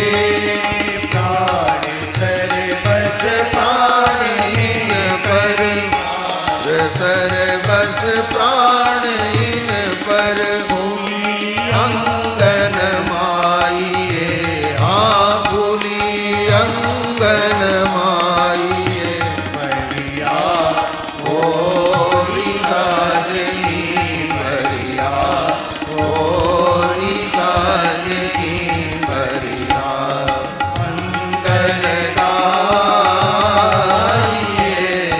मंगल गाइए सब मिलिया ओरी साजनी बरिया होती तो जन देवी आयो सगन मन भाइये बरिया सजनी आयो सगन मन भाइये बरिया सजनी आयो सगन मन भाइये हित अनूप हमार जीवन हित अनूप हमार जीवन विधि न तू चिर जाइए हाँ विधि न तू चिर जाइए बरिया ओरी साजनी बरिया ओरी साजनी बरिया मंगल गाइए मंगल गाइए सब मिले ओरी साजनी बरिया ओरी साजनी बरिया मंगल गाइए मंगल गाइए सब मिले ओरी साजनी बरिया ओरी साजनी बरिया आंगने में बधैया बाजी आंगने में बधैया बाजे आंगने में बधैया बाजे आंगने में बधैया बाजे या बाजे बधैया बाजे बधैया बाजे बधैया बाजे बधैया बाजे बधैया बाजे बधैया बाजे बधैया बाजे आंगने में बधैया बाजे आंगने में बधैया बाजे चंद्रमुखी मृग नैनी अवध की चंद्रमुखी मृग चंद्रमुखी मृग नैनी अवध की चंद्रमुखी मृग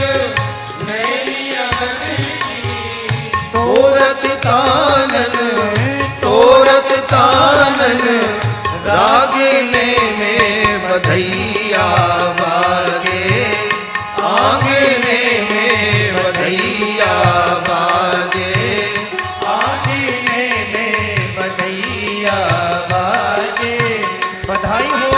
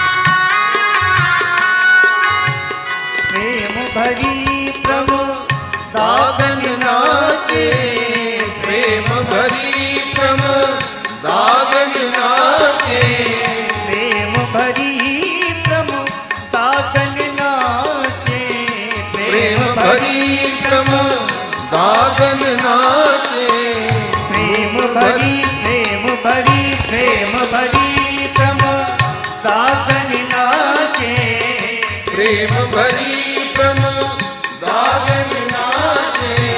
नूपुर बांधे नूपुर बांधे पाए में बधैया बागे। आंगने में बधैया बागे। आंगने में बधैया बाजे। बधाई हो।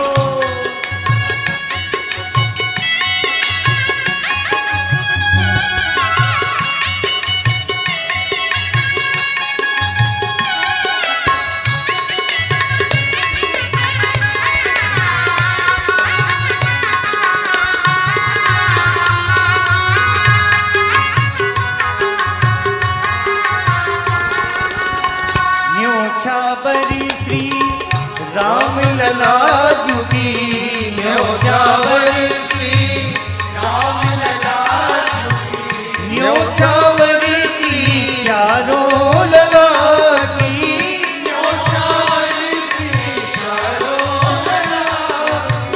न्योछावर श्री चारों लला जुगी।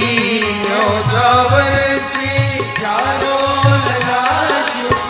नहीं को लाजत नहीं को लाजत। नहीं को लाजत मांगने में बधैया बागे। आंगने में बधैया बागे। आंगने में बधैया बाजे।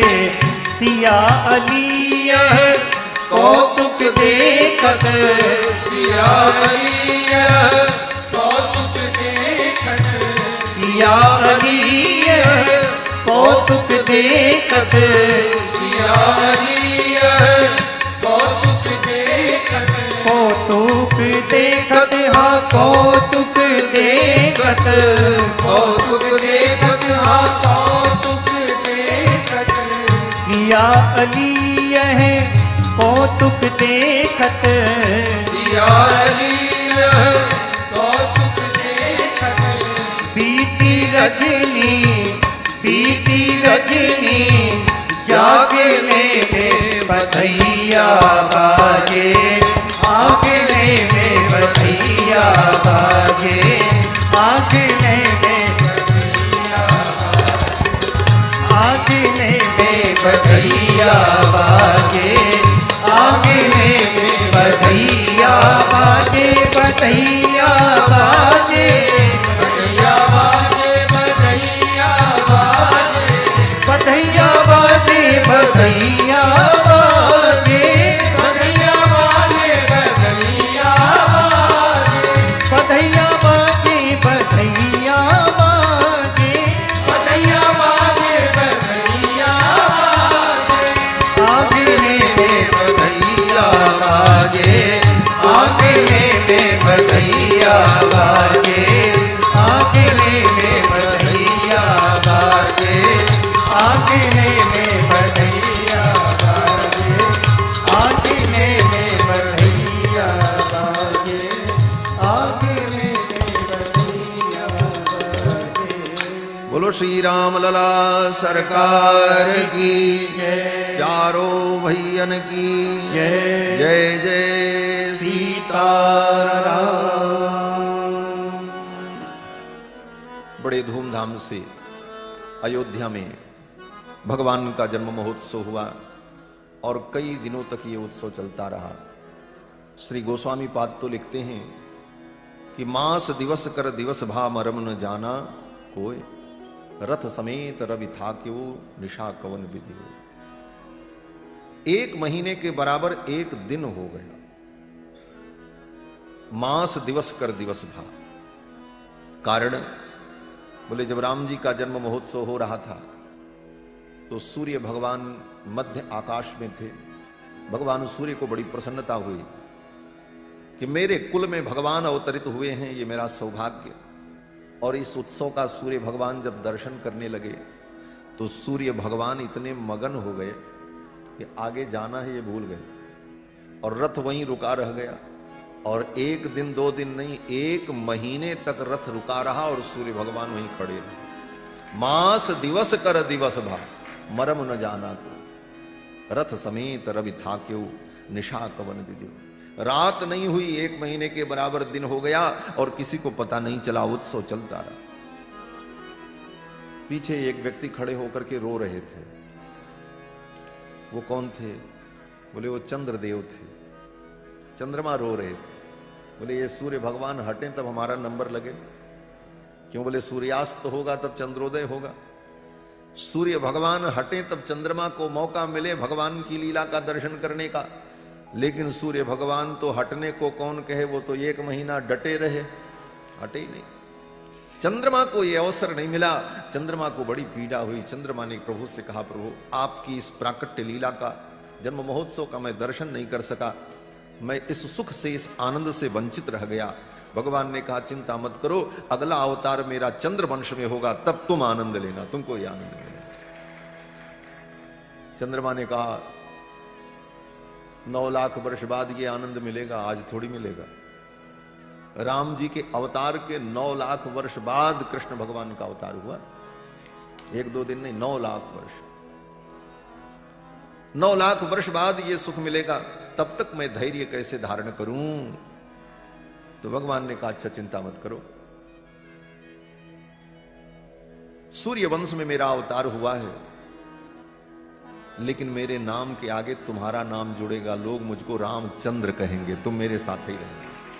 मैं तुमको हमेशा अपने पास रखूंगा, मेरे नाम के साथ तुम जुड़े रहना। रामचंद्र लोग मुझे कहेंगे। श्री रामचंद्र कृपाल भजमन हरण भव भय दारुणम, नव कंज लोचन कंज मुख कर कंज पद कंजारु।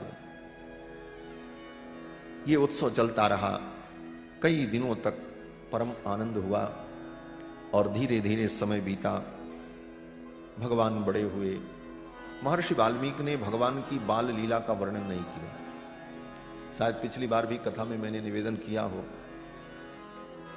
गोस्वामी तुलसीदास जी ने तो भगवान की बाल लीला का वर्णन किया। बाल चरित हरि बहुविधि कीन्हा, बाल चरित हरि बहुविधि कीन्हा, बाल चरित हरि बहुविधि कीन्हा, अति आनंद दासन कह दीना, अति आनंद दासन कह दीना, अति आनंद दासन कह दीना, अति आनंद दासन कह दीना। बाल चरित हरि बहुविधि कीन्हा, बाल चरित हरि बहुविधि कीन्हा, बाल चरित हरि प्रकार से बाल चरित्र किया। लेकिन वाल्मीकि महर्षि ने एक भी बाल चरित्र का वर्णन नहीं किया।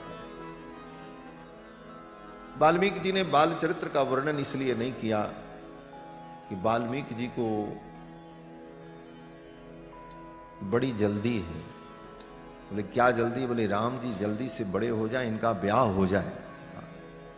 बाल चरित्र के चक्कर में पड़ेंगे तो ब्याह में देर हो जाएगी।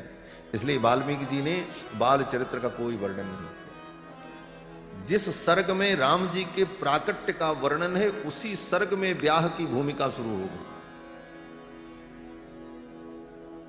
श्रीमद् वाल्मीकि रामायण के बाल कांड के 18वें सर्ग में भगवान का प्राकट्य हुआ और इसी सर्ग में प्रदेयाश्च ददो राजा सूतमागध बंदिनाम, सूतमागध बंदियों को दशरथ जी ने खूब दान किया, खूब लुटाया। ब्राह्मणेभ्यो ददौ वित्तम गोधनानि सहस्रशः, सब वर्णन किया। और फिर 2 श्लोक में ही भगवान का गुरुकुल गमन, सर्वे वेद विदः सूराः सर्वे लोकहिते रताः सर्वे ज्ञानोपसंपन्नाः सर्वे समुदिता गुणैः। बस इतने में सब पूरा हो गए। चारों भाई बड़े हो गए, इनका यज्ञोपवीत हुआ, गुरुकुल में गए और पढ़ लिख करके सर्वे समुदिता गुणैः, सब सर्वगुण संपन्न हो गए। और जब सर्वगुण संपन्न हो गए तो अब दशरथ जी को चिंता हो गई, मेरे बेटे का ब्याह कैसे होगा। बेटी के ब्याह की चिंता हो पिता को, यह तो बात समझ में आती है। अक्सर पिता को बेटी के ब्याह की चिंता होती, बेटी का ब्याह करना है, बेटी का ब्याह करना। लेकिन बेटे के ब्याह की कोई बहुत चिंता नहीं होती पिता को। और फिर ऐसा बेटा सर्वगुण संपन्न। लेकिन यहां तो दशरथ जी को चिंता हुई। चिंतयामास धर्मात्मा, धर्मात्मा दशरथ जी को चिंता हुई। और वो भी थोड़ी बहुत चिंता नहीं, इतनी चिंता हुई दशरथ जी को कि आप इसको ऐसे समझो कि किसी बात की चिंता आपको होती है तो आप अपने मन तक रखते हो, लेकिन वो चिंता जब ज्यादा हो जाती है तो आप किसी अपने अंतरंग व्यक्ति से उसको शेयर करते हो, और उससे ज्यादा हो जाए तो फिर पूरे घर में वो चिंता का विषय प्रकट हो जाता है। और उससे भी ज्यादा वो चिंता कठिन हो तो व्यक्ति अपने मित्र दोस्त सबके बीच में, भाई मेरी ये बहुत बड़ी समस्या। दशरथ जी को इतनी चिंता हो गई कि दशरथ जी महाराज ने इसके लिए अयोध्या की कैबिनेट बुलाई। जैसे राष्ट्र में कोई बड़ा कार्य करना हो तो कैबिनेट पहले विचार करती है, प्रस्ताव पास होता है। उसी प्रकार राम जी के विवाह के लिए दशरथ जी ने अपने मंत्रिमंडल को बुलाया और विशेष सभा हुई। अथ राजा दशरथस्तेषां दार क्रियां प्रति चिंतयामास धर्मात्मा सोपाध्याय बांधवाः। अपने बंधु बांधव को, अपने आचार्यों को, सबको बुलाया। तस्य चिंतयमानस्य मंत्री मध्ये महात्मनः। सारे मंत्री बैठे और श्री राम जी के विवाह की चर्चा हुई अयोध्या की संसद में। दशरथ जी ने कहा, आप लोग विचार करो मेरे बेटे का विवाह कैसे हो। इसीलिए संसद बुलाई गई। आप लोग सलाह दो, उपाय बताओ, क्या करना चाहिए, कैसे करना चाहिए। और ये सब चर्चा जब हो रही थी अयोध्या की संसद में, उसी समय विश्वामित्र जी का आगमन हो गया। अभ्यागच्छन् महातेजा विश्वामित्रो महामुनि। उसी समय महामुनि विश्वामित्र जी पधारे।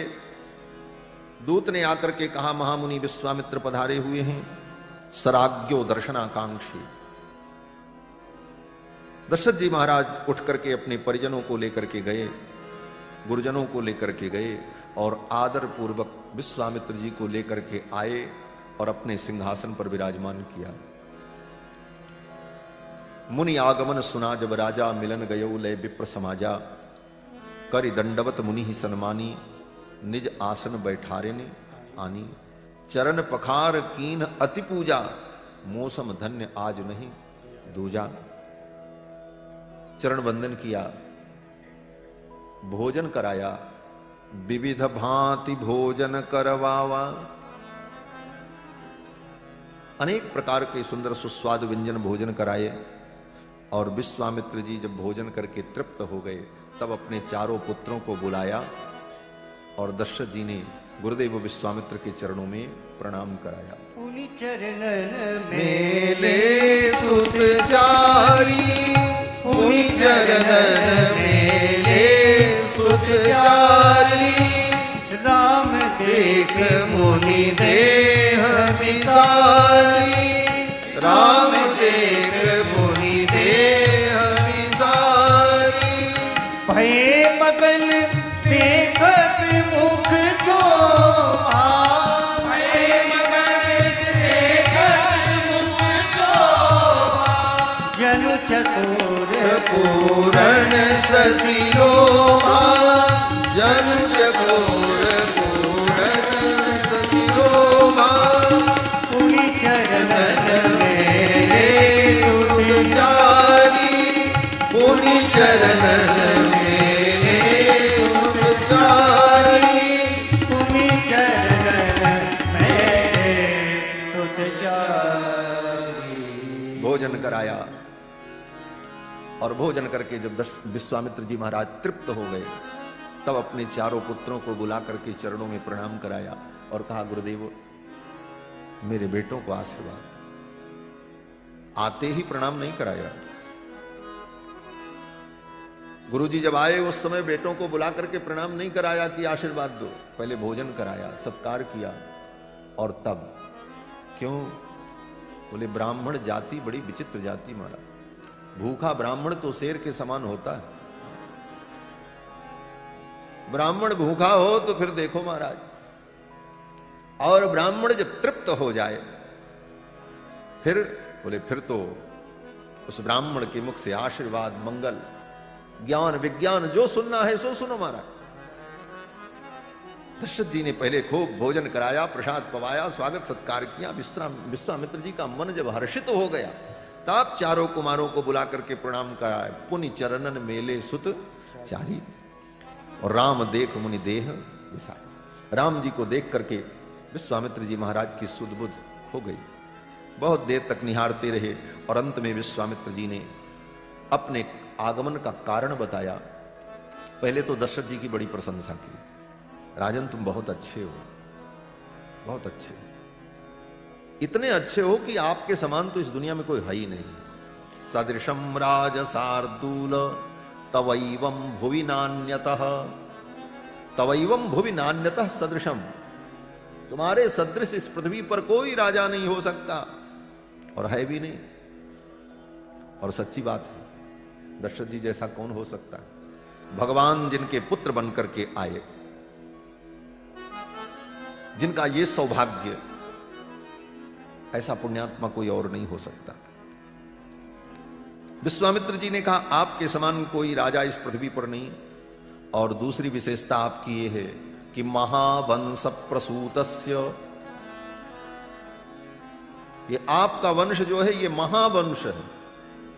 रघुवंश, सूर्यवंश, ये सब तो प्रसिद्ध ही है, लेकिन यहां विश्वामित्र जी कहते हैं महावंश प्रसूतस्य, ऐसे महान वंश में आपका जन्म हुआ है। दशरथ जी का वंश इतना महान क्यों है? तो श्री गोविंद राज स्वामी जी ने अपने व्याख्यान में लिखा है कि जिस वंश में भगवान की भक्ति अनवरत पीढ़ियों से चली आई, अविच्छिन्न भक्ति की धारा प्रवाहित होती रही जिस वंश में, वो सूर्य वंश है। क्यों? बोले इक्ष्वाकु के काल से ही भगवान रंगनाथ की पूजा आराधना इस कुल में होती चली आई। ये भागवतों का, वैष्णवों का परम कुल, अनेक पीढ़ियों से अविच्छिन्न रूप से भगवत उपासना की जो परंपरा चली आई, इस कारण से इस वंश को महावंश कहा। महावंश प्रसूतस्य, महान परमात्मा की आराधना जिस वंश में होती चली आई, इसलिए इसका नाम महावंश, महावंश प्रसूतस्य। और तीसरी विशेषता यह है, विश्वामित्र जी ने कहा हे राजन आप बड़े महान हो, क्योंकि वसिष्ठ व्यपदेशिनः, वशिष्ठ जैसे गुरु आपको प्राप्त हुए। श्रेष्ठ गुरु की प्राप्ति भी शिष्य की महानता का द्योतक है। महान गुरु प्राप्त हुए, इसका मतलब है कि वो शिष्य भी साधारण नहीं है। ऐसे महागुरु ने जिसको अपना शिष्य स्वीकार कर लिया, वह शिष्य साधारण नहीं।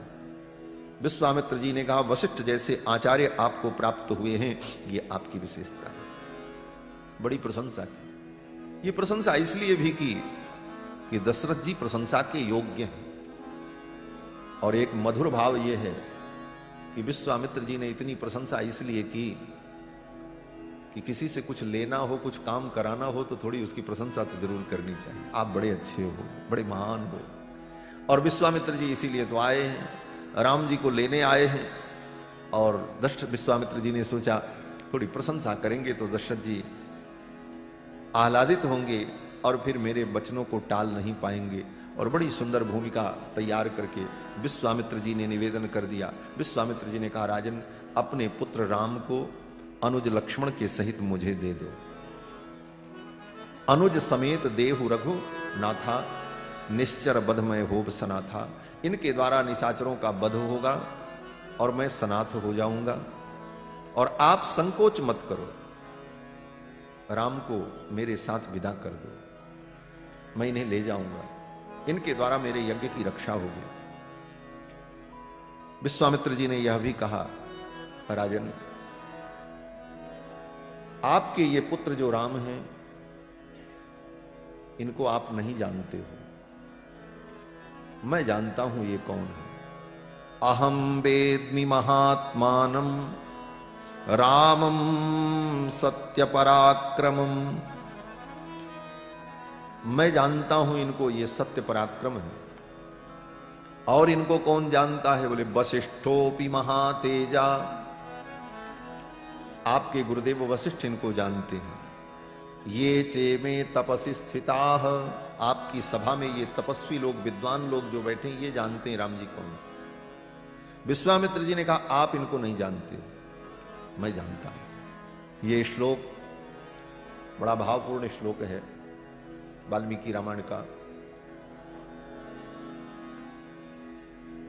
दक्षिण में एक बहुत बड़े आचार्य हुए श्री कृष्णपाद सूरी, जिनका तमिल में नाम है पेरिया आचान पिल्लई, बहुत बड़े विद्वान हुए। श्रीमद् वाल्मीकि रामायण पर उन्होंने एक व्याख्या लिखी है जिसका नाम है तनिश्लोकी। तनिश्लोकी, तनिश्लोकी का मतलब तनि माने विशेष, तमिल में तनि का अर्थ होता विशेष। जो विशेष श्लोक हैं वाल्मीकि रामायण के, उन पर उनका व्याख्यान है, इसलिए उनकी व्याख्या का नाम है तनिश्लोकी। और इस श्लोक के ऊपर जो पेरिया आचान पिल्लई आचार्य पाद की व्याख्या है, वहां पर उन्होंने इस श्लोक के 18 प्रकार के अर्थ किए हैं। अहम वेद्मि महात्मानम, विश्वामित्र जी कहते हैं मैं इनको जानता हूं, राम कौन है, महान आत्मा है। अहम वेद्मि, मैं इनको जानता हूं, न कि आप, ये दशरथ जी से कह रहे हैं। अब विश्वामित्र जी कहते हैं मैं जानता हूं, आप नहीं जानते हैं। आप क्यों नहीं जानते हैं और मैं क्यों जानता हूं, इसका भी कोई कारण होगा। विश्वामित्र जी कहते हैं राजन, इनको मैं इसलिए जानता हूं कि इनको जानने का तरीका, एक पहला साधन है यज्ञ। यज्ञेन दानेन तपसा अनाशकेन ब्राह्मणा विविदिशन्ति। वेद भगवान कहते हैं कि इनको जानने का साधन है यज्ञ। यज्ञ तो तुम भी करते हो, यज्ञ तुमने भी किया, यज्ञ से तुमने इनको पाया, लेकिन इनको पाने के लिए जो यज्ञ तुमने किया वो यज्ञ तुम्हारा सकाम था। लेकिन जब व्यक्ति यज्ञ निष्काम भाव से करता है तब इनको जानता है। इनको जानने के लिए निष्काम कर्म योग की आवश्यकता होती है। और यज्ञ तो तुमने भी किया, लेकिन तुमने अपने लिए किया। और यज्ञ मैं भी करता हूं, लेकिन मैं विश्व के कल्याण के लिए यज्ञ करता हूं, निष्काम भाव से करता हूं, इसलिए मैं इनको जानता हूं। अहम वेद्मि यज्ञेन दानेन, इनको दान से जाना जाता है, लेकिन दान भी निष्काम भाव से हो, निष्प्रिय भाव से हो। राजन, दान तो तुमने भी बहुत किया है, लेकिन ऐश्वर्य और कीर्ति के लिए किया है। और मैंने ऐश्वर्य कीर्ति को छोड़कर अपने जीवन का ही दान कर दिया है लोक कल्याण के लिए, इसलिए मैं इनको जानता हूं। अहम वेद्मि महात्मानम। राजन, इनको जानने के लिए सिर पर जटाएं धारण करनी पड़ती। तपसा, यज्ञेन दानेन तपसा। राजन, तुमने अपने मस्तक पर स्वर्ण के किरीट मुकुट को धारण कर रखा है जिसमें रत्न जड़े हैं, और मैंने इस मुकुट को कब का फेंक दिया है और अपने सिर पर जटाओं को धारण किया है, तब मैं इनको जानता हूं। यज्ञेन दानेन तपसा। इनको तपस्या से ही जाना जा सकता है और किसी विधि से नहीं जाना जा सकता। यज्ञेन दानेन तपसा अनाशकेन। राजन, तुम भोजन करने बैठते हो तो तुम्हारे सामने 56 भोग सेवक अर्पित करते हैं, और स्वाद ले लेकर के एक एक वस्तुओं को तुम ग्रहण करते हो, आस्वादन करते हो। और जो संसार के इन विषयों के आस्वादन में लगा हो वो इनको ठीक ठीक नहीं जान सकता। राजन, मैं भी राजा था, लेकिन मैंने राज सुख छोड़ करके जंगल का मार्ग पकड़ लिया और आज कंदमूल फल खाता हूं, भूखे रहता हूं, तब इनको मैं जानता हूं। अनाशकेन, अनाशकेन माने अन्नादि त्यागेन, अनाशकेन यज्ञेन नानेन तपसा अनाशकेन ब्राह्मणा विविदिशन्ति, वो इनको जानते, इसलिए मैं जानता हूं। राजन, इनको वो जानता है जो बड़े बड़े विद्वानों के, महापुरुषों के चरणों में बैठता है। राजन, यहां तुम्हारे दरबार में बड़े बड़े विद्वान भी तुम्हारे समकक्ष कुर्सी सिंहासन पर बैठते और तुम इनके समान आसन पर चक्रवर्ती होकर के बैठे हो, लेकिन इनको जानने के लिए इन तपस्वियों के चरणों की खाक छाननी पड़ती है, इनके चरणों में बैठना पड़ता है, तब इनको जाना जा सकता है। मैंने उन मुनि महात्माओं के चरणों में बैठ करके इनको जाना है। अहम वेद्मि महात्मानम रामम सत्य पराक्रमम वशिष्ठोपि महातेजा। आपकी सभा में ये जो वशिष्ठ बैठे हैं ये इनको जानते हैं, यद्यपि ये मेरे विरोधी हैं। यहां पर ये संकेत गोविंदराज स्वामी जी ने भी किया है कि यद्यपि, अपि का यही अर्थ है, वशिष्ठोपि।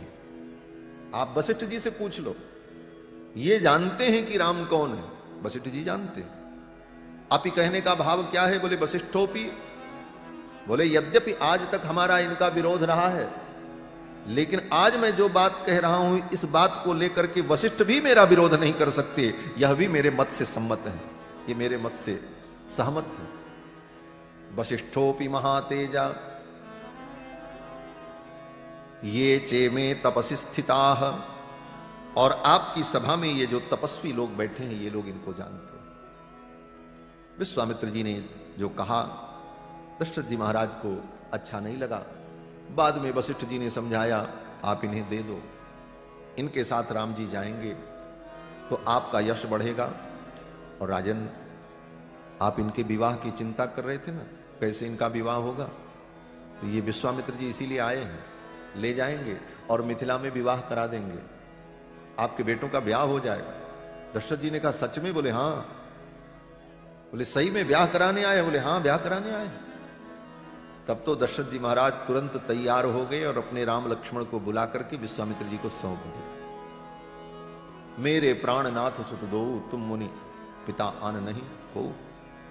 देखो कितनी अद्भुत बात है। पहले तो राम जी को देने को तैयार नहीं हुए, लेकिन जब सुना कि ये ब्याह करा देंगे तो राम लक्ष्मण को तुरंत बुलाया और सौंप दिया। हमारे पूज्य महाराज श्री कहते थे, कोई व्यक्ति अपना मूल धन किसी को नहीं देता, लेकिन अगर उसको ये आशा हो कि मूल धन अगर देंगे तो ब्याज के सहित वो मुझको लौटाएगा, तो ब्याज के लालच में व्यक्ति अपना मूल धन दे देता है। राम जी मूल धन है और अपना मूल धन विश्वामित्र जी को दशरथ जी ने सौंप दिया कि ये इनका ब्याह करा देंगे। और विश्वामित्र जी भगवान को लेकर के चले हैं। भगवान ने विश्वामित्र जी के यज्ञ की रक्षा की, सुबाहु मारीच का उद्धार किया,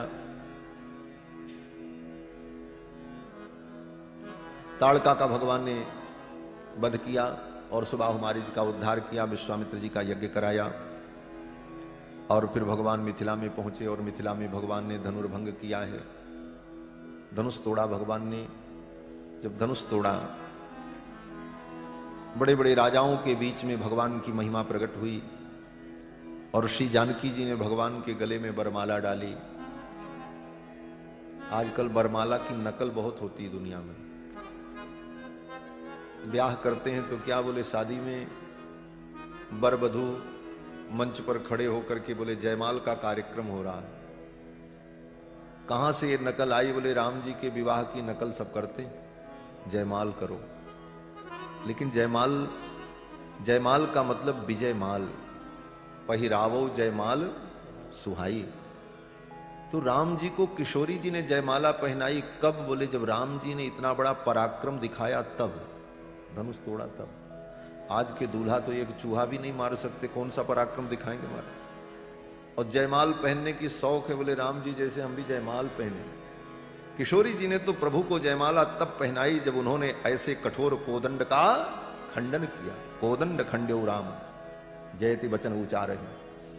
राम जी ने धनुष तोड़ा तो इस विजय की माला जानकी जी ने भगवान को पहनाई। और दूसरी बात, आजकल नकल भी करते हैं तो ठीक से नकल भी नहीं कर पाते। बधू माला पहनाती बर को और बर पहनाता बधू को, जबकि आप रामायण पढ़ लेना, राम जी ने जानकी जी को माला नहीं पहनाई है, जानकी जी ने भगवान को माला पहनाई। वर्ण केवल जानकी जी ने किया है, राम जी तो वर्णीय है। प्रियतम ही वर्णीयो भवति, जो वेद का सिद्धांत है। यमे वैष वृणुते तेन लभ्यः, तो वर्ण तो किशोरी ने किया भगवान का।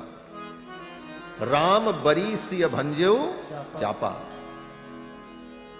राम बरीस्य भंज्यो चापा, मही पाताल नाक जस व्यापा। तीनों लोकों में जश व्याप्त हुआ और किशोरी जी ने भगवान का वर्ण किया। तो जयमाल में किशोरी जी ने भगवान को माला पहनाई, सखियों ने सुंदर गीत गाया और फिर बड़े धूमधाम से राम जी का विवाह हुआ मिथिला में। आज तो हम पूरी अयोध्या बालकांड की कथा सुना के उठे, क्योंकि आगे कल से अयोध्या कांड में प्रवेश करना है, आगे के चरित्र में चलना है विस्तार से, इसलिए केवल सूत्र रूप में। तो बड़े धूमधाम से भगवान का विवाह हुआ और चारों भाइयों का विवाह हुआ मिथिला में। और विवाह में बड़ी विधियां हुई, सब विधियों का वर्णन तो संभव ही नहीं है, लेकिन